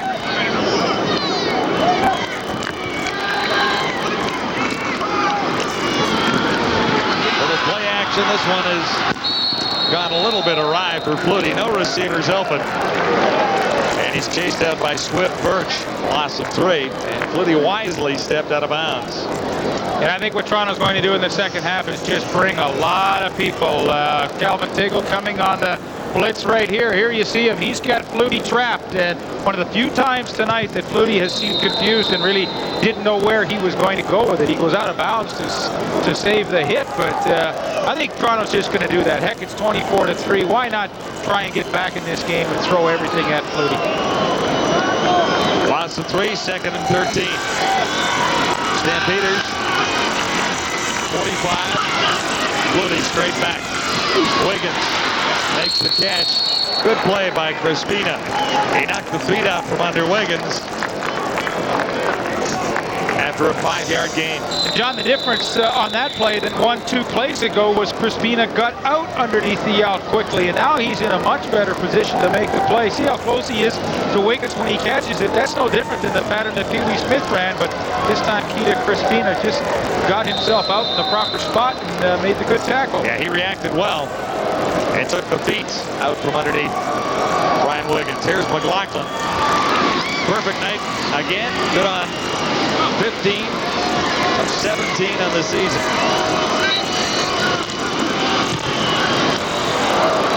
And this one is well wide. Penalty marker is down as Clemens returns it out about the 15-yard line. We'll check the infraction. Alondra Johnson leading the Stampeder tacklers. Something went awry there. Mark McLaughlin looks at it. That'd be a procedure call against the Stampeders. That looks exactly what it is. Stampeders have the lead at 24-3. This is CFL Live. There's Marvin Pope, a guy we talked about off the top of the show, as Coach Wally Buono says the guy with the large dimensions, he being Pope, has more than one dimension to his game. Well, I think the thing that I like most about Marvin is that he's a very intense, very aggressive football player. And as you say, he's well-rounded. He's just not a guy that can go from tackle to tackle. We use him in our pressure package. He's good in coverage, and he's very good against the run. And when you get an athlete that can do all those kind of things, he really gives you a lot to work with. Yeah, the fact that he's 6'1" and at least 265 pounds and can do all those things makes him even tougher. They call him Big Daddy. I've just described to you why.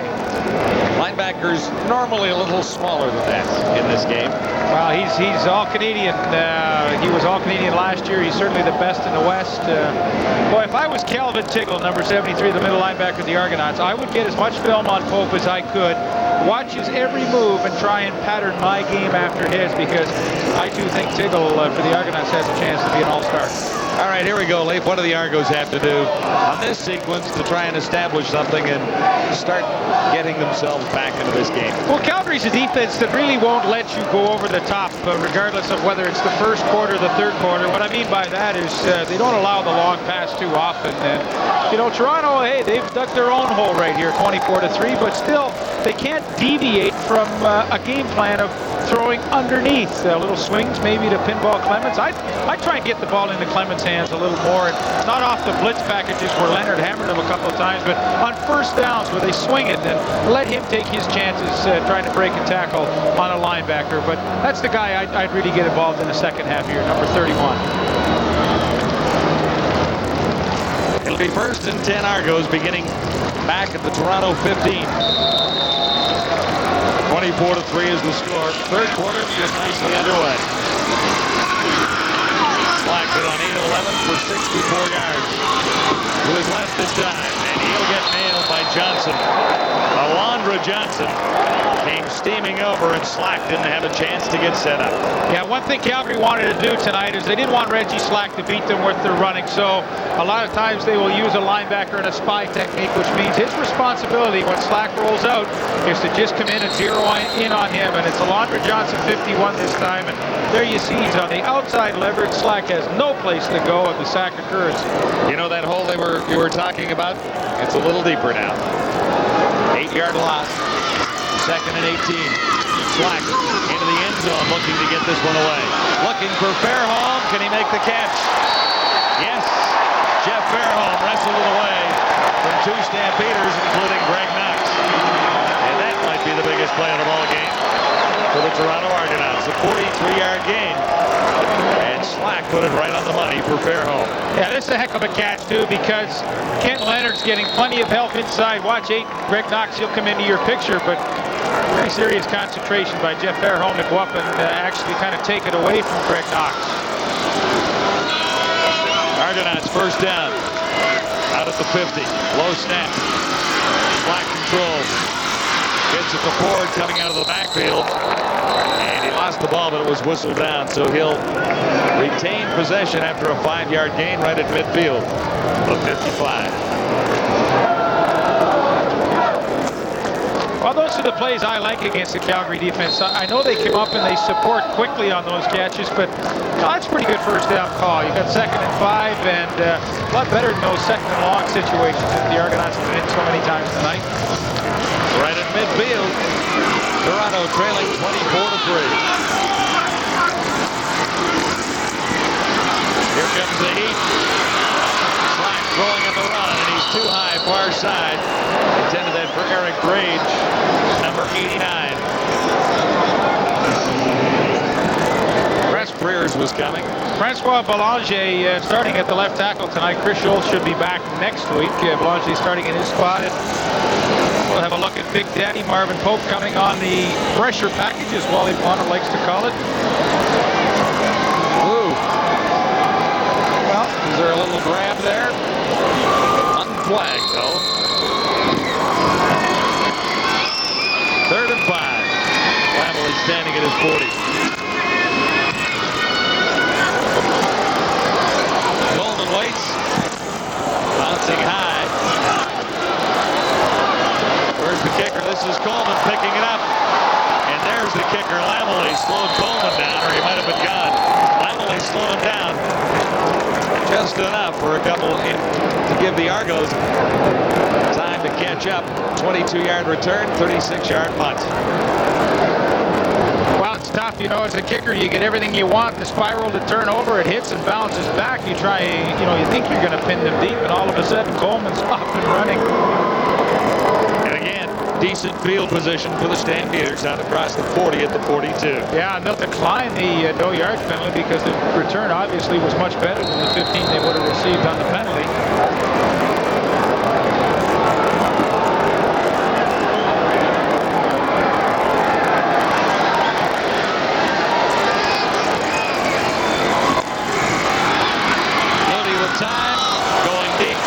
Smith.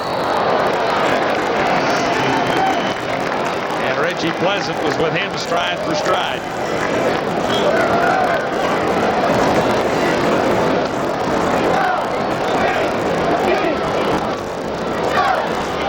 John, you know, for the fans at home, they wonder, why does Doug Flutie not get hit more often? I mean, what is so elusive about him?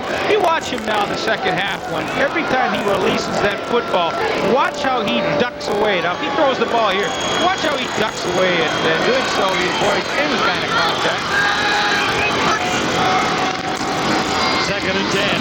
Flutie looks to a similar play, and good coverage again. Alan Pitts was the intended receiver. Was with Pitts, and that was pretty good defense. Yeah, it really was, and he came up and was willing to challenge Pitts, and watch as the ball's in the air. Now he locates it. You see the head is snapped back, he locates it, he gets up, and it's an absolute fight. He got the right arm in there, but, you know, I really think as a defense, it's okay to be passive at times, but every once in a while, those defensive backs, you have to come up and try and make your presence felt and challenge it. You saw the success that Whitley had that time by doing it. 2 and out for the Stampeders. This hasn't happened a great deal tonight. 24-3, Calgary leading Toronto. 7:20 to go, third quarter. Good kick. Pinball. Takes it over his shoulder. Away from one. Slowed by Zerb and caught by Wiggins, number 80. 3-yard return on a 42-yard punt. Long way back for the Argos as Reggie Slack goes back to the attack. Argos get another chance here. Reggie Slack facing first down. Field position is not great. Wally Buono has had things pretty much his own way all night long as Reggie Slack has had a difficult time moving the Argos with any consistency. What does he have to do on this sequence? Have I asked this before? Yeah, you have, and I'd probably give you the same answer, but you know, this is not unlike what a lot of other teams have seen this year. The Stampeders have been on a roll, and they have continued to do so tonight, and boy, their toughest opponent is probably themselves at this stage.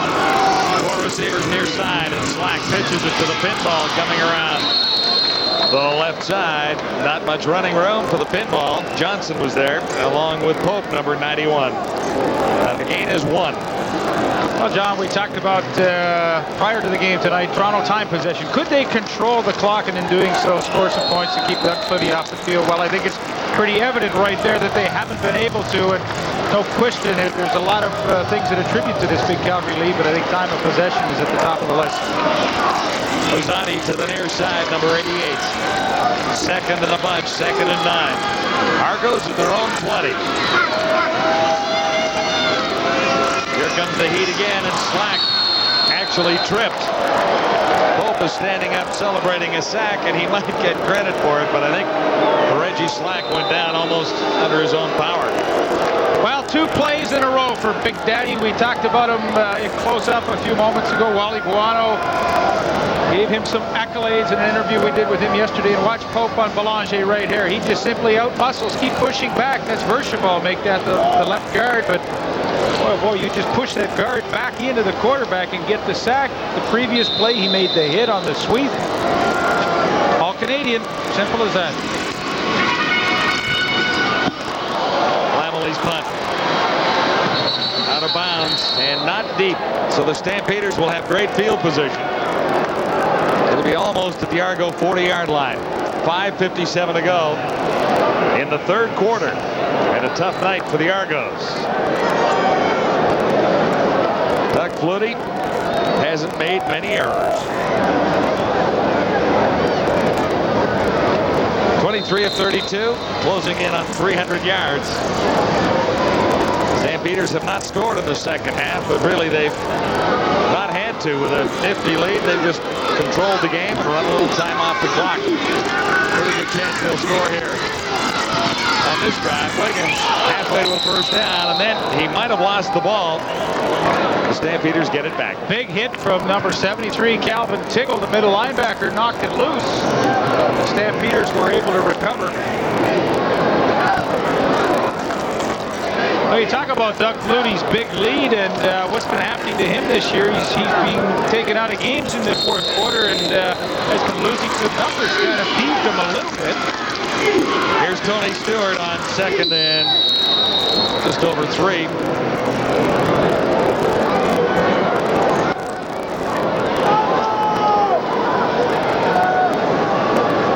Talked about Stewart earlier tonight, leading the league in touchdowns with 7 rushing, 3 receiving.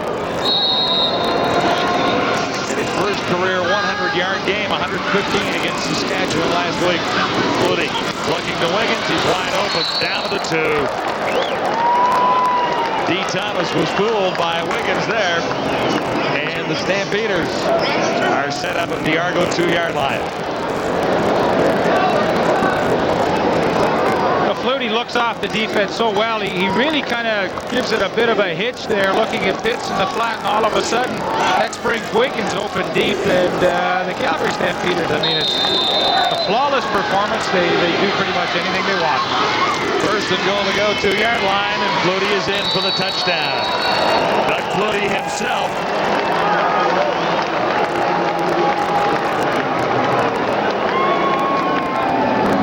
Touchdown for Doug Flutie's total.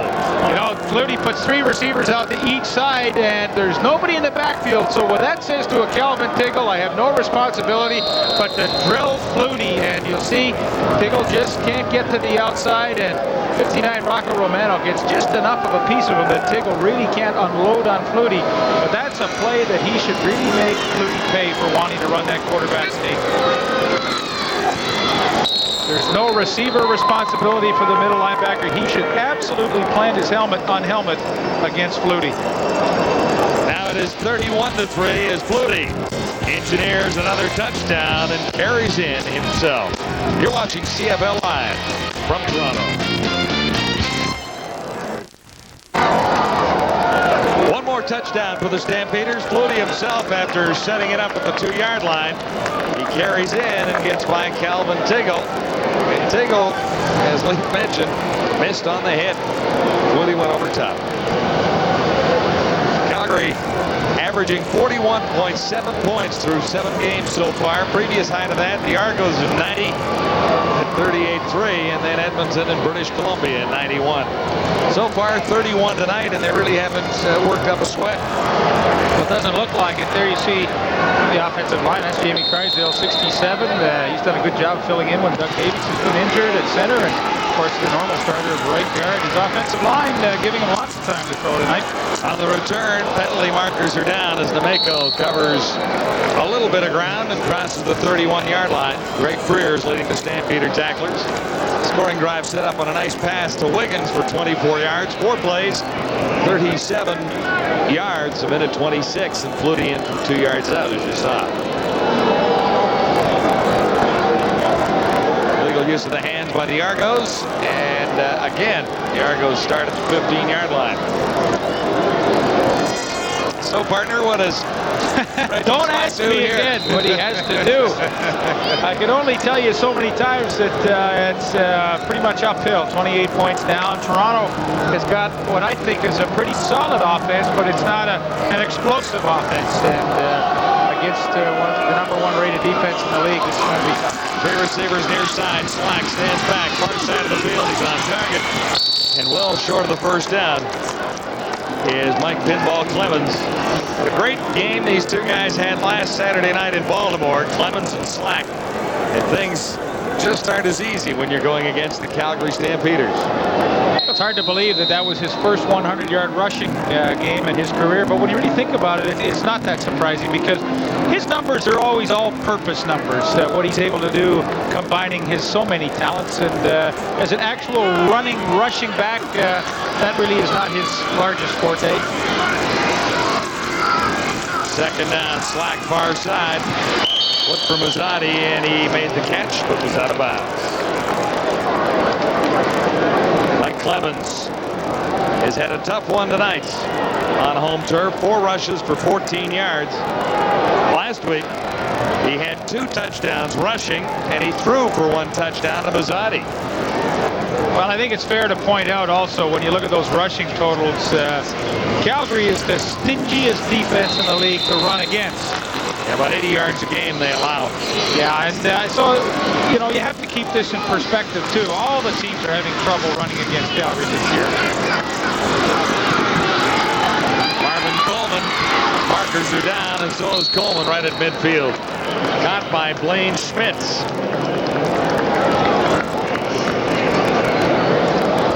A 34-yard punt, no return. Ottawa Roughriders and the Saskatchewan Roughriders tomorrow at Taylor Field in Regina. Join us for that one, 9:30 Eastern time. And then on Saturday, the Baltimore CFLers and the Hamilton Tiger Cats from Iverwin. Don Southern is head coach. That's the first time we'll get a chance to see Don on the sidelines for the Tiger Cats as the head guy. Yeah, I talked to him this week. He likes his winning percentage so far. Yeah, it's not bad. 1 for 1. Only unbeaten coach in CFL history. You know, they have a chance to get in the playoff hunt in a hurry if they could ever beat Baltimore on Saturday night. Moore was the intended receiver, and Flutie tossed it a little bit short that time. Tiger Cats are 2-5 going against Baltimore tomorrow night without Tracy Ham. Yeah, keep in mind, John Conjemi will start the game for Baltimore. Tracy Ham not there. So look, as you look at the standings, you know, Toronto probably will not win this game tonight. And Hamilton very quietly could move into 3rd place with a win over Baltimore Saturday night. Should be a good game. Procedure call against the Stampeders. That'll make this 2nd and 10.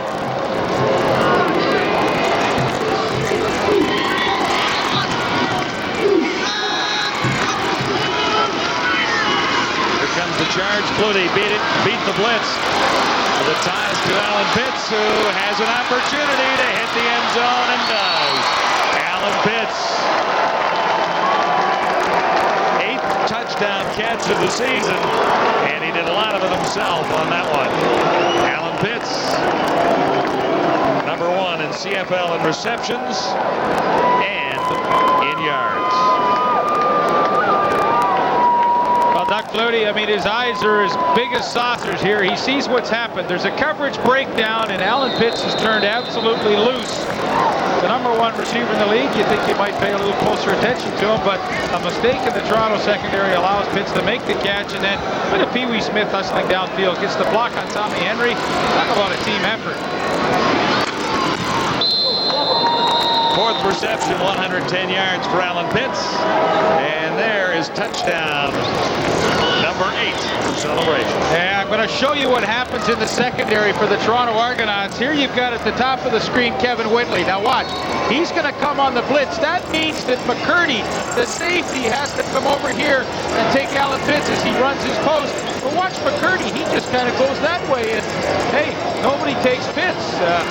So there you are. You're all alone. And Doug Flutie didn't take him long to see Pitts right here. And by the time McCurdy comes, it's just a little bit too late. Now, give Pitts credit.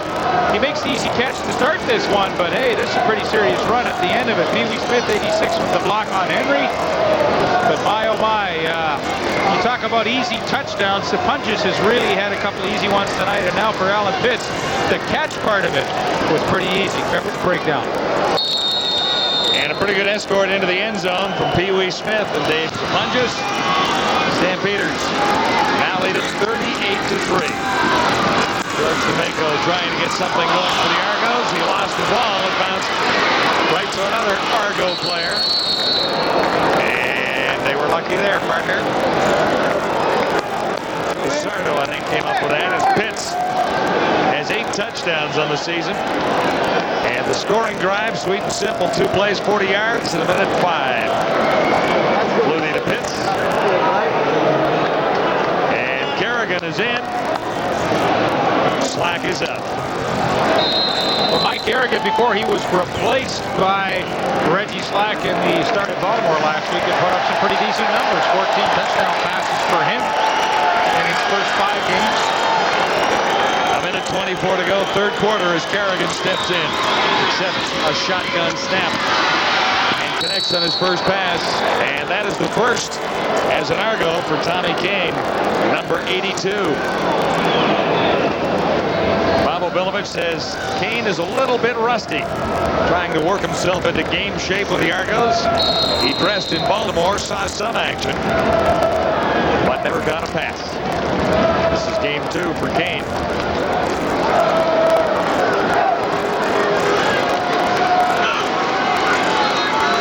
The gain is 3 yards, 2nd and 7. Kerrigan looked to the far side, and his receiver Masani was on the turf. He slipped, making his cut. It's a long night for any quarterback in blue and white.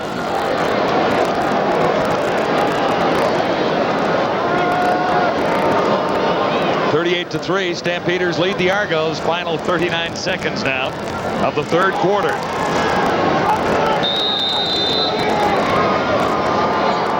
Toronto Argonauts had a quarterback he changed on that last series. I wouldn't be surprised to see Steve Taylor get some playing time too when the Stampeders take over. He was warming up on the sidelines, and probably not a bad time to put him in. On the return for Calgary, Marvin Coleman, well covered by Argos special teams. Blaine Schmidt again on the tackle. And it will be Taylor at the controls. Number 9 replaces number 20 as Flutie takes a break and will rest for the final quarter after building up a 38-3 lead. Taylor good on 9 of 17, 176 yards, 2 touchdowns, 1 interception in brief appearances. Yeah, and as you might expect, he hasn't had a lot of playing time this year, obviously with the year that Doug Flutie has been having.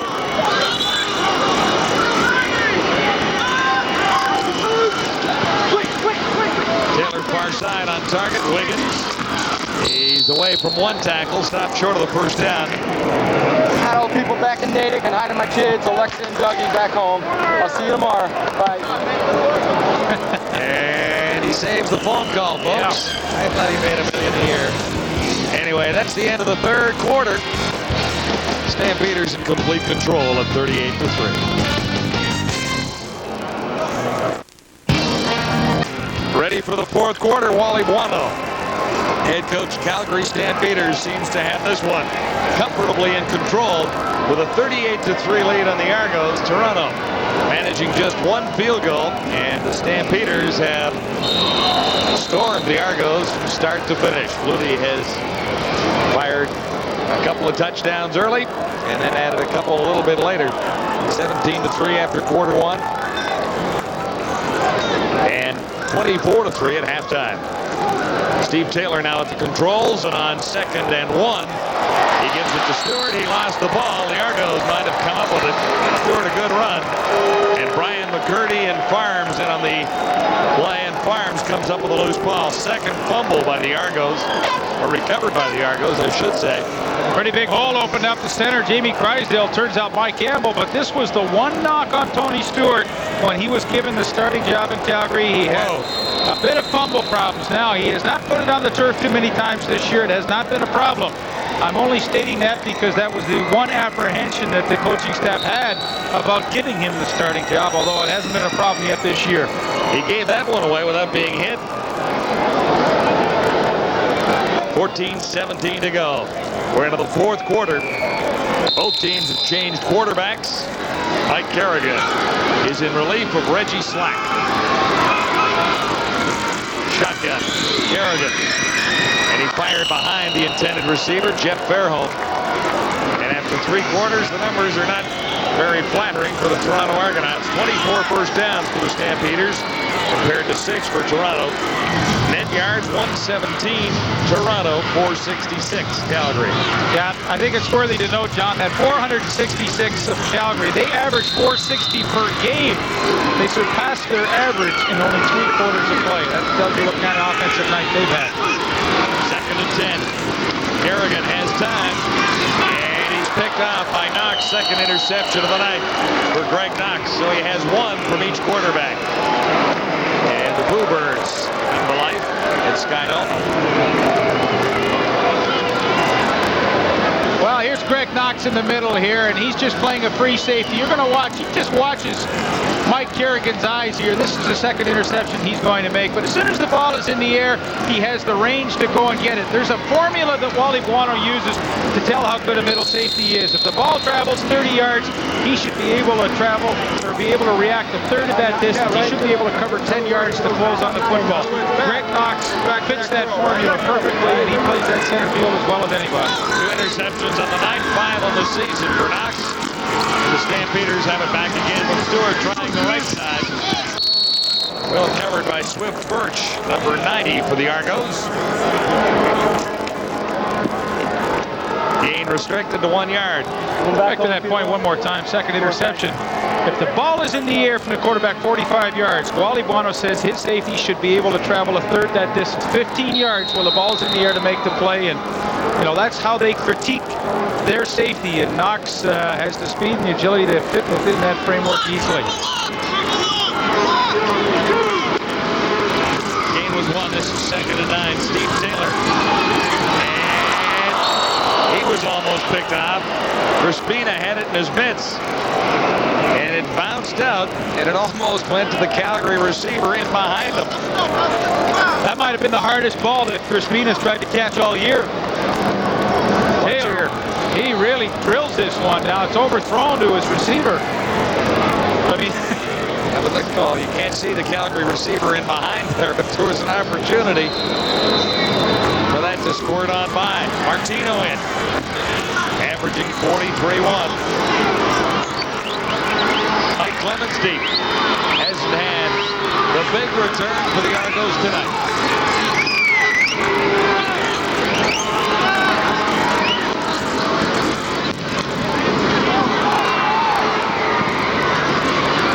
And he won't get an opportunity here. Well played by Martino, who bounced it out. 32-yard punt, but there's no return, so it's almost perfect for Martino. Kerrigan leads the Argos back out of the field. Buono's troops are in complete control.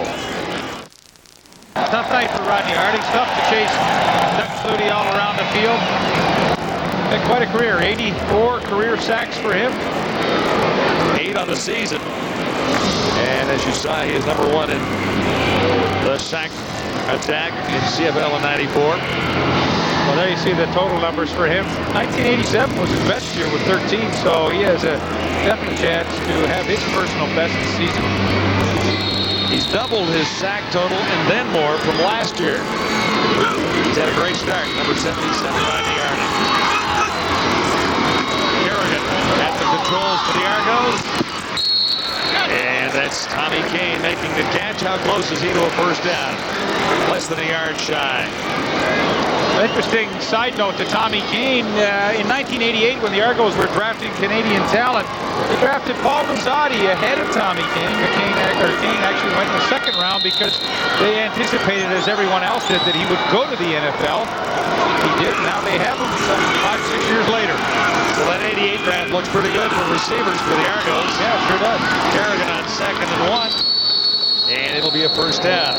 Yeah, if Kane comes around to play like everyone figures he can when he gets used to the system and gets rid of a little of the rust that Bob Ovilovich was talking about. Just saying he hasn't played, hasn't been involved, and it takes a little while to get yourself back in game shape. Well, the logical place to use him in my mind would be to insert him in a 5-pack style of offense, as he is a Canadian. Easy to interchange him in there, but the Argonauts don't really want to do that at this time, and I'll tell you why after this play. First down, and this will be another Argo first down as Robert Gordon makes the catch, steps out of the 55. Greg Greer's forcing Gordon out. Well, tell us why. Well, the reason why they don't is because in the 5-back kind of offense, you only have one back, and they like to have Wade Ford in there for blocking, so that would mean that he would nullify pinball. He wouldn't be in there at the 5-back, and at this point in time, they just assume use pinball Clements as the fifth receiver in that kind of a package. Stampeders have 6 defensive backs in there. Grage makes the catch, and he's nailed by Junior Thurman far side. Grage is up. No problem. Boy, you could see that one coming. 7-yard gain. The ball was in the air a long time, and as Grage makes the catch, you watch. Junior Thurman leaves his man and comes up, and he's got the free shot.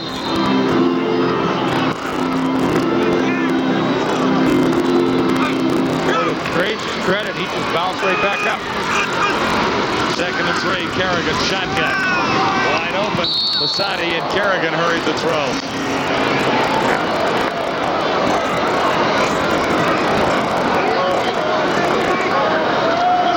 Argos do here. They are looking at 3rd and 3.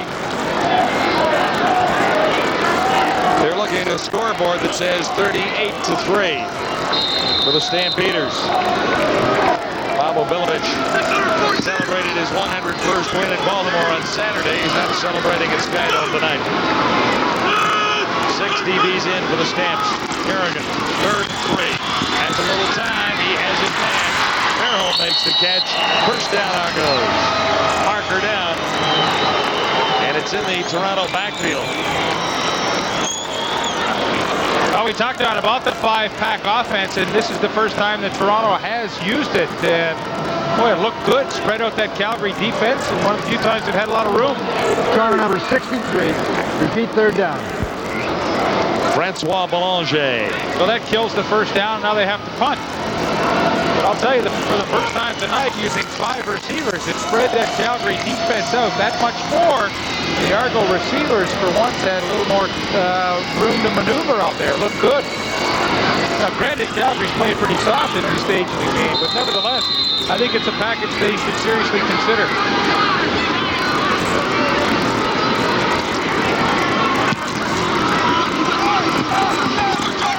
This is Marvin Coleman, one-handed that one far side, but he was going out of bounds anyway. Had no real opportunity to make a play. Alan Pitts, pretty good night for the Stampeders one more time. Has 8 touchdowns on the season, 1 tonight. And the slot backs for Calgary do a pretty nice job every night. 4 receptions for Pitts, 110 yards to Punges. 5 receptions, only 26 yards, but he does have the 2 touchdown catches. Now you look at the numbers. Pitts now 50 catches, 8 TDs. To Punges 42 catches, 6 TDs. Their touchdown to catch ratio is always so high. Stampeders from the 29 with Taylor at the controls. Taylor away from the first Argo charge and got going a little too quickly and stumbled over a marker down there. Philip Kent was there to pin. Kent was there to pin Taylor, I should say.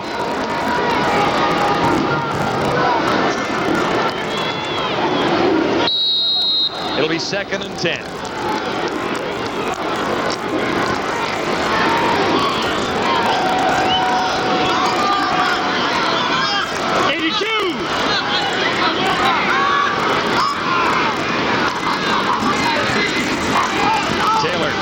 Far side has some punches. He couldn't get away. Made the catch. But couldn't get away from Tommy Henry.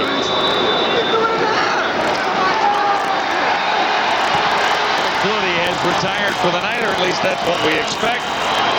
He's got the hat on and finishes with 26 of 35, 346 yards, 4 touchdowns. 2 to Sapunges, 1 to Moore. And you have to like the 0 at the end of those numbers. No interceptions tonight. A flawless performance. And performance we are so used to seeing.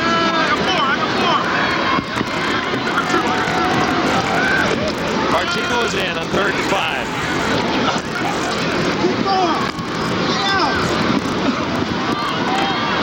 Like Clemens. Decent run as Clemens gets across the 50 to the 51. Shrekos Izakovic leading the tacklers. And that's not Conrad's Holloway, folks. That's Marvin Graves coming in to see some action for the Argos on this night. Marvin Graves now in at quarterback for the Toronto Argonauts, making his first regular season appearance in preseason. He was good on 6 of 22 for 97 yards, 4 interceptions, and 1 touchdown.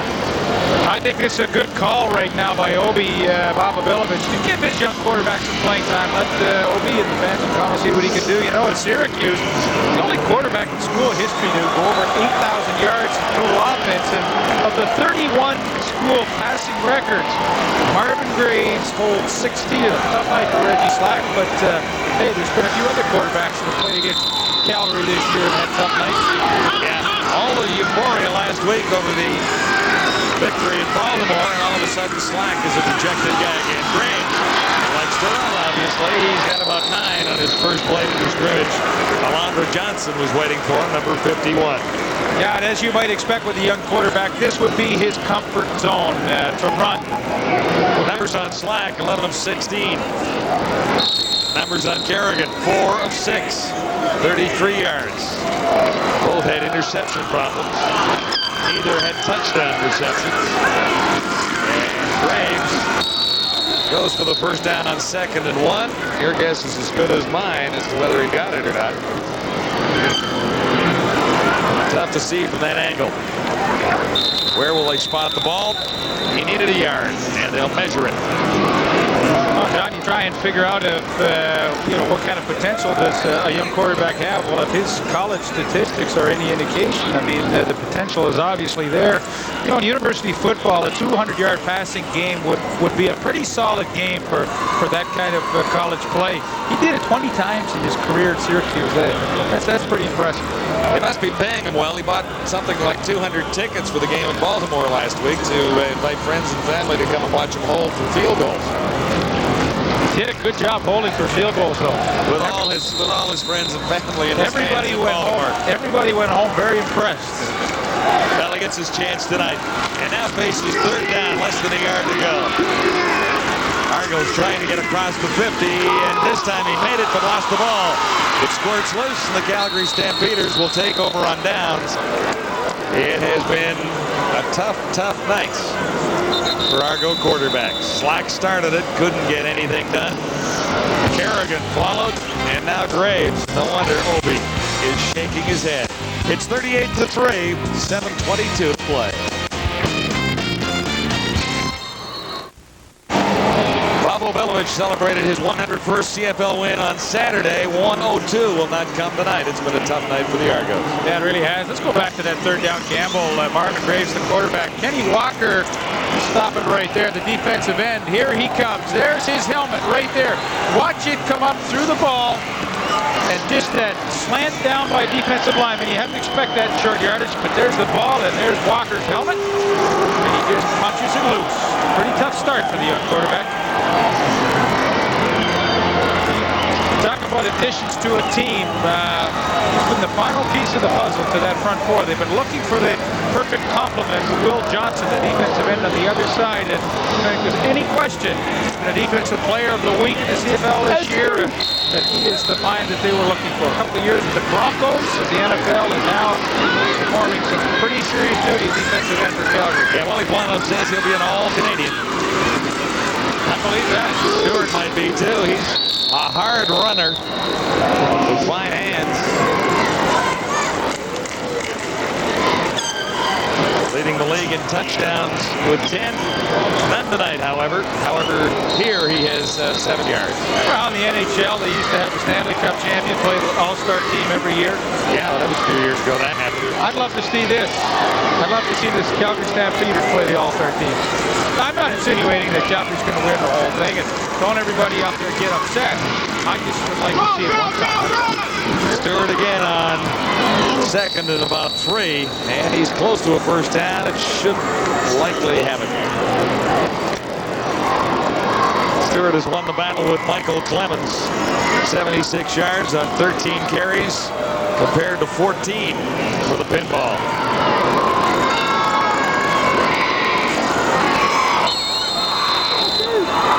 Actually, the Stampeders come up short. It'll be third down. 3rd and 1. Steve Taylor in relief of Flutie, and Stewart gets the ball again. 3 in a row, and Stewart gets there this time for a Calgary first down. Stampeders leading 38-3. They have held the lead since the first time the Stampeders touched the football tonight. They scored on the first possession, a field goal, and led 10-0 before the Argos got on the board.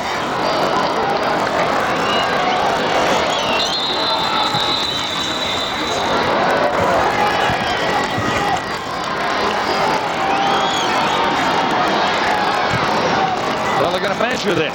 I thought Stewart had enough.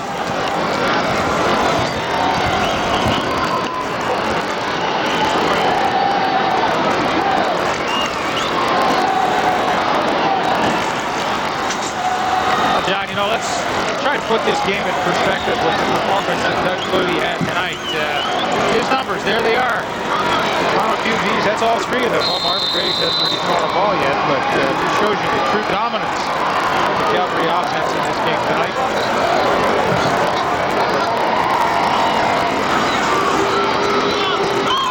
First and 10. Stampeders at the Toronto 44. Here comes the blitz. Taylor read it, couldn't get it away. Deep enough for Alan Pitts. Pitts has 1 touchdown tonight. 8 on the season. Philip Kent with finally some pressure on a Calgary quarterback as he gets the hit on Steve Taylor.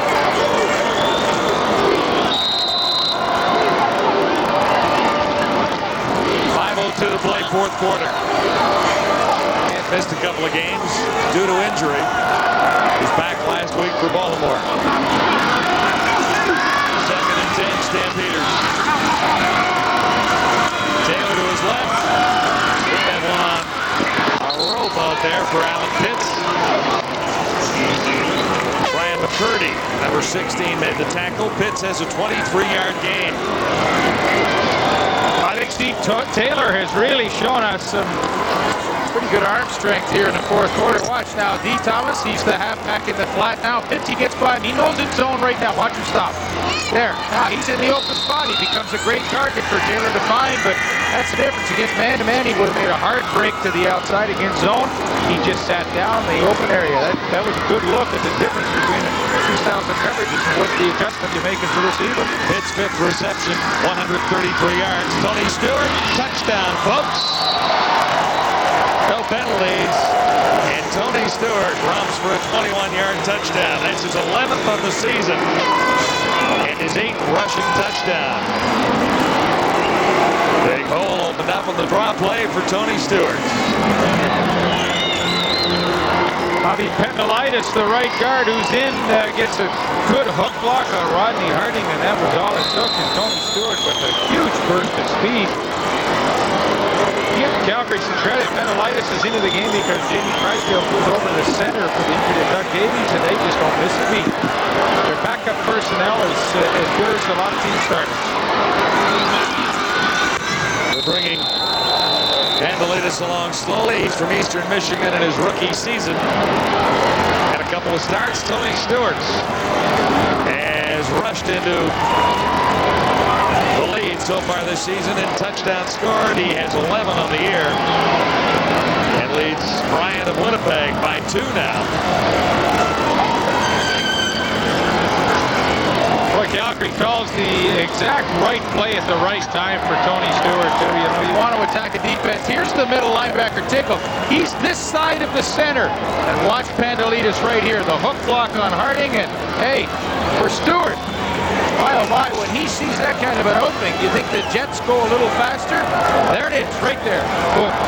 That's the area you attack. And Calgary, play after play, they just seem to make all the right decisions on where to run, where to throw.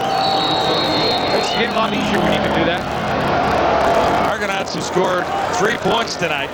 on a field goal from 47 yards out by Wayne Lamley that came on a turnover. Nameko out near the 35.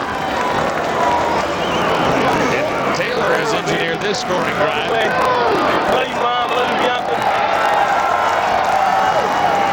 Six plays, 54 yards, 320, and Stewart finished it out with a 21-yard rush.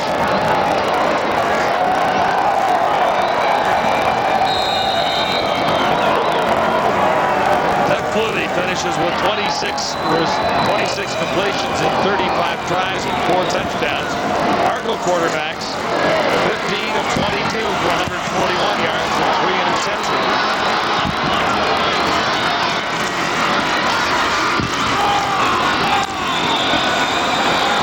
Kane made the catch on the toss from Graves. Gerald Vaughn made the tackle. 4 yards the game. So Kane has a couple tonight. He hasn't had any big yardage so far.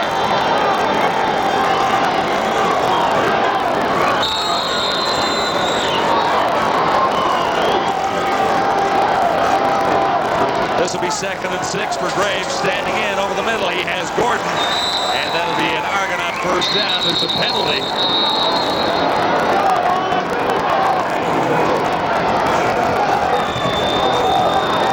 Might be in the middle of the fracas down there.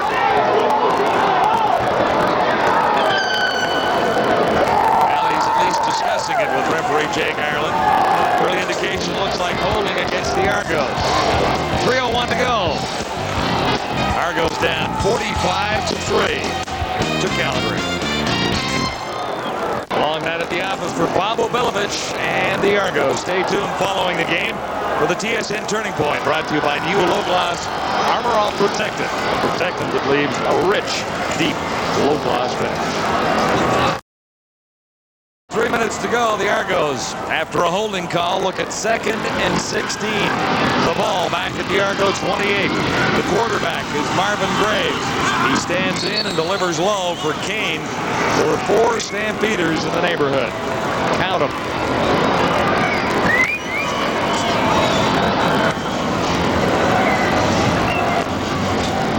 Graves is the 3rd Argo quarterback.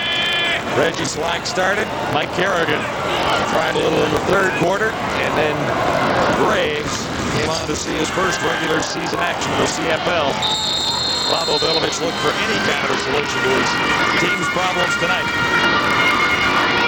The biggest problem is just playing Calgary. I think you're right there. As most teams have found out this year, Saskatchewan the only team, of course, to beat them in the opener. And they have kind of steamrolled their way along. Had a little bump in the road when they played in Ottawa, but they were able to overcome a pretty mediocre performance to win that game. The good teams usually are able to do that. And against Sacramento, it wasn't an overwhelming victory. A week after that, Wally Buono said those 2 games were inconsistent offensive performances, but there haven't been many of those. And those were inconsistent performances with victories. We look at Calgary's drives tonight. I mean, they have been few play kind of drives for sport. They played on a short field all night, and the only part of their schedule where they had a little bit of difficulty was when they weren't getting the great returns on kicks, and they were playing on a much normal field, or longer field rather than they have been playing on tonight. You know, having to go 75 yards instead of 50 to get a score. Don Moon makes the stop on Blair Zur. After a gain of 6 yards, it'll be 2nd and 4. Now at the 51 of the Argos, and the Stampeders have just rolled along. 2:26 to go. Yeah, I wouldn't worry about any complacency with the Stampeders either. They're such a competitive team. You know, you just look at Doug Flutie being upset after he just misses an incomplete pass. So I don't think that's going to be a problem for a club that will move to 7-1 now on the West. Dwayne Demetrician made that catch. He's out of the University of Saskatchewan, a special teams player. Most of the year, but getting a chance to work here. Member of the Vanier Cup team in 1990. Yeah, you and I saw him in the old Churchill Bowl a couple of times when we were out there doing that.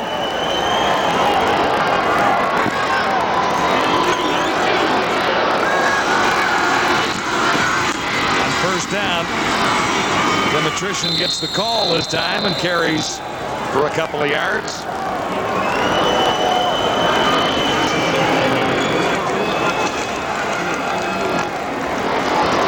Stampeders just keep adding more and more talent to this football team.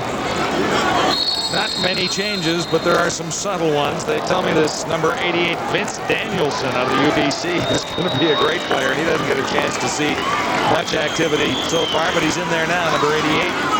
Oh, he looks good in practice. The times I've seen them work out, he's pretty smooth, and he's like all the young guys. He'll slowly bring him along. He'll get his chance. Wiggins heads to the end zone, and another Stampeder touchdown. They're over 50 now at 51 with no penalty markers anywhere. McCurdy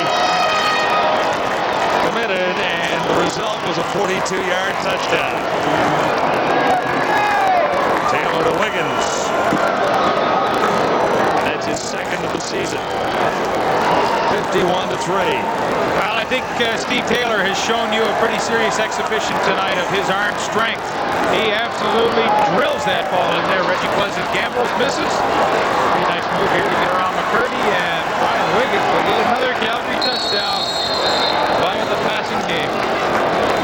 So now you're Bob Obilovich, and you've got to make a few more decisions and figure out how you get back on a winning track.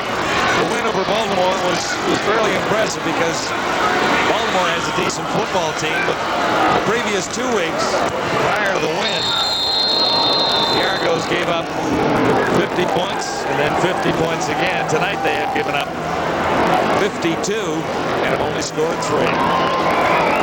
Well, I think what you do is forget about this game because everybody else has had problems with Calgary. You look towards Labor Day when you play your traditional game with Hamilton to try and get back on track. This guy's not even listed as a starter. No, he's a backup receiver. Well, actually, he's the 6th receiver in the scheme of things, or the 5th receiver, but he goes in, spends a lot of the night playing regularly. 119 yards receiving tonight, and the touchdown you just saw. Hey, Norco, our seats.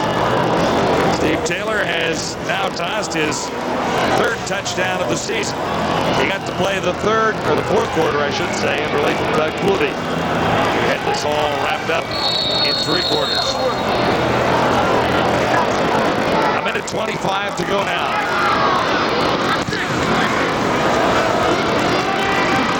George D'Amico, they're trying to keep away from pinball. And D'Amico gets out to the 35 with a minute 19 to play. And we've flipped up a lot of Calgary scoring drives tonight. Here's one more. This will likely be the last of the night because there's only a minute 19 to go. 4 plays, 56 yards in a minute 12. Wiggins on a 42-yard reception. Steve Taylor. Brian Wiggins, I mean, he showed some tremendous concentration. Reggie Pleasant had a big chance to make the pick there, but Taylor, a terrific throw. Wiggins probably needs a better catch.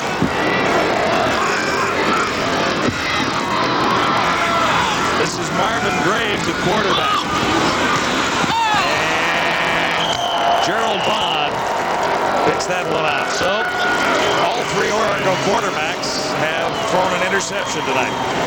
But you see the team defense concept that Calgary has, and it goes back to positioning and knowing the situation, just like Kent Leonard did on his interception in the first half. Gerald Bond knows that he's got help in behind with Greg Frears, number 6, so that allows him to play underneath the receiver because he knows he's got help over the top. Look at that, that's double coverage at its best. And now he's in perfect position to make the interception, not Norm Casolo to catch, but it's just knowing where you have help and how you can play a guy. These Calgary Stampeder defensive backs are so good at that, they very rarely make a mistake. All the smiles in Baltimore on Saturday night have disappeared from the face of Bob Obilovich. Tough week ahead now after tough night at Skydome. Wally Buono on the other side of the field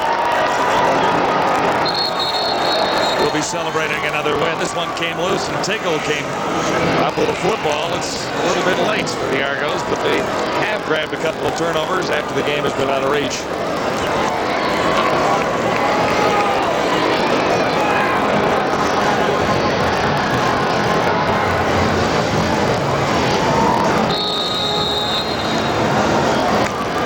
(52-3) on the scoreboard now. Argos get it back near midfield. 3 to go.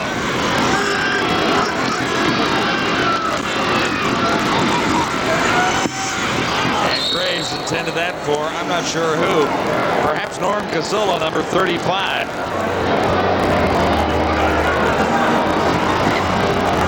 Second and 10.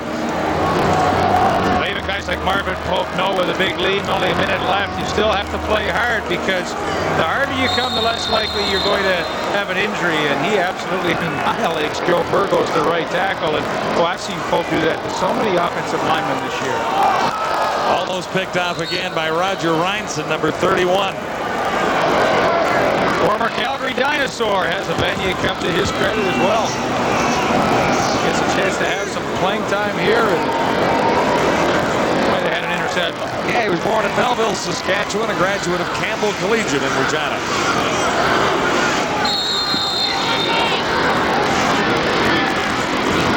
.52 seconds to go. Long night for the Argos. Graves gets a chance to go. Can't find anyone open. And fire that one into the turf. So it's been Doug Flutie's nights. He'll sign a few.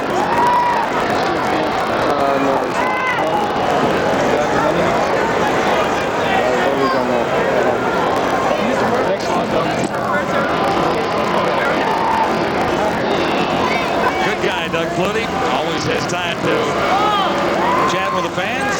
I've never seen him sign autographs during the game before, but there's only 42 seconds to go, and he's been resting for a while. Reggie is thinking a lot about his second start as an Argo in 1994. It didn't go well.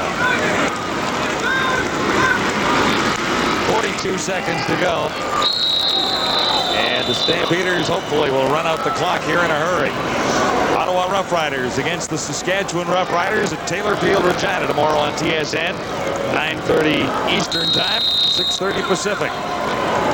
And Leaf and I will be in Hamilton at Ivor Wynn on Saturday night for a 7 o'clock starts with Don Matthews and the Baltimore CFLs against the Tiger Cats and Don Southern. Yeah, Don Southern told me the other day that I said, Don, who's going to start at quarterback? He said, well, I made it simple. I told Todd Dillon and Tim Rosenbach, whoever had the best week of practice will be the starter. So I guess the big marquee money doesn't make a difference. And Don Southern's scheme of things, whoever plays the best this week during their practices will get the starting job. We'll have to wait and see tomorrow who that's going to be. Yeah, we might not know tomorrow. We might not know until Saturday. Well, I guess he'll have to tell us tomorrow. No, he'll tell us tomorrow. He used to sign a lot during the game. Not during the game, I can tell you that. I was never had the luxury of being able to have time off near the end of the game. Yeah, you're still out there on punt team. Sure. Doug Flutie, you know, you mentioned what a guy he is. So accommodating to try and tease the fans and their questions all the time. And the media as well. Yeah, he does a great job with the media.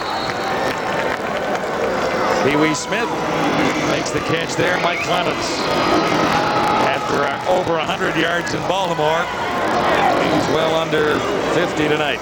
Well, John, I hope the Argonauts can keep this game in perspective. Yeah, they didn't play well. They got hammered pretty good by what I think is the best team in the league right now. But I think they really have to keep it in perspective. Everybody else has been having trouble with Calgary. Hey, it was just their turn at this point in time. Forget about the game. Think back to Baltimore when you did things well a week ago, and then get ready for Hamilton next Monday night. Yeah, that's going to be the key game of the Argos season. Key game of the Ticat season, likely, as well, when you look at the standings and the way things match up right now. Argos drop to 3 and 5. Stampeders improved to 7-1, the best record in the Canadian Football League right now. Calgary Stampeders ahead of the BC Lions in the CFL West. Pending games later in the week. But the Stampeders are number 1 as it stands right now. Yeah, Shreveport's coming into BC Saturday night, so you would have to think that BC has a pretty good chance of that. But to stay tied with Calgary for first in the West, Wally Buono, his team's always prepared. I don't think that was more apparent than in tonight's game. Every facet of their game is so solid. Yeah, let's bring in Paul Romanek now with the star of the show, Doug Flutie. And Doug Flutie, who's had a chance to dry off a little bit, didn't see much action in the fourth quarter. How do you feel about that as a competitor not being in there in the fourth quarter? You know, you want to be in the whole time and rack up some numbers and stay aggressive and all that. But Steve's an excellent quarterback. He needs time to play in case I go down. And you've seen over the last few weeks, quarterbacks do go down. So, you know, he's got to be ready when the opportunity arises. Did the Argos show you anything at all different from what other teams have attempted to show you this year? Were there any surprises out there? There weren't very many surprises, no. They played pretty basic coverages, played it straight. They used number 14 as an extra defensive back, as a rover, and they bring him out on some punches, and that's about it. They did try to go to some nickel stuff, but we started running the ball extremely well against that, and then they stayed away from it. Talk to me a bit about the receivers tonight. Brian Wiggins, a name that pops to mind. Yeah, Brian's exciting once he touches the ball, after he makes the catch. And I'm really happy for both he and Will Moore. They've been getting the ball a little more lately. And especially Brian tonight got a good 5 or 6 catches, and the last touchdown was nice to see for Brian. Doug, you've talked about it before, but talk a little bit more about what Stewart has added to the offense of this team. You know, like I just said earlier, they go to a nickel package, we run the football, and they got to get out of it. And that's the name of the game for us, is we have to be able to run the ball when the opportunity presents itself. And Tony's done an excellent job of that. Besides that, he does a great job out of the backfield as a receiver, and also in his blocking, picking up blitzes and pass protection. Hey, one final question. I noticed you're signing autographs over there at the sidelines once the game was over. How conscious are you of having to promote both the Stampeders and the league for what you're being paid and what you bring? Well, you try to do it on, you know, any opportunity you get. I mean, I don't go crazy with it because it'll drive you nuts, but you know, this is, the whole thing's for the fans, and we're out here having fun playing football, and I remember what it was like to be a kid and watch professional athletes. So you know, I don't know that it's promoting the game, but maybe it's just trying to make a kid happy. Well, congratulations. Keep having fun. Thanks a lot. Appreciate it. Wally Guano is on the other side here. Tell you don't have much more of a sweat going than your quarterback had going. Pretty calm on the sidelines. Just another day at the office for you? Well, again, I don't want to say it was. I think the game was intense. But again, we've got a tremendously well-balanced football team. In all aspects of our team right now, is playing very well. And, you know, you got to give Toronto a lot of credit.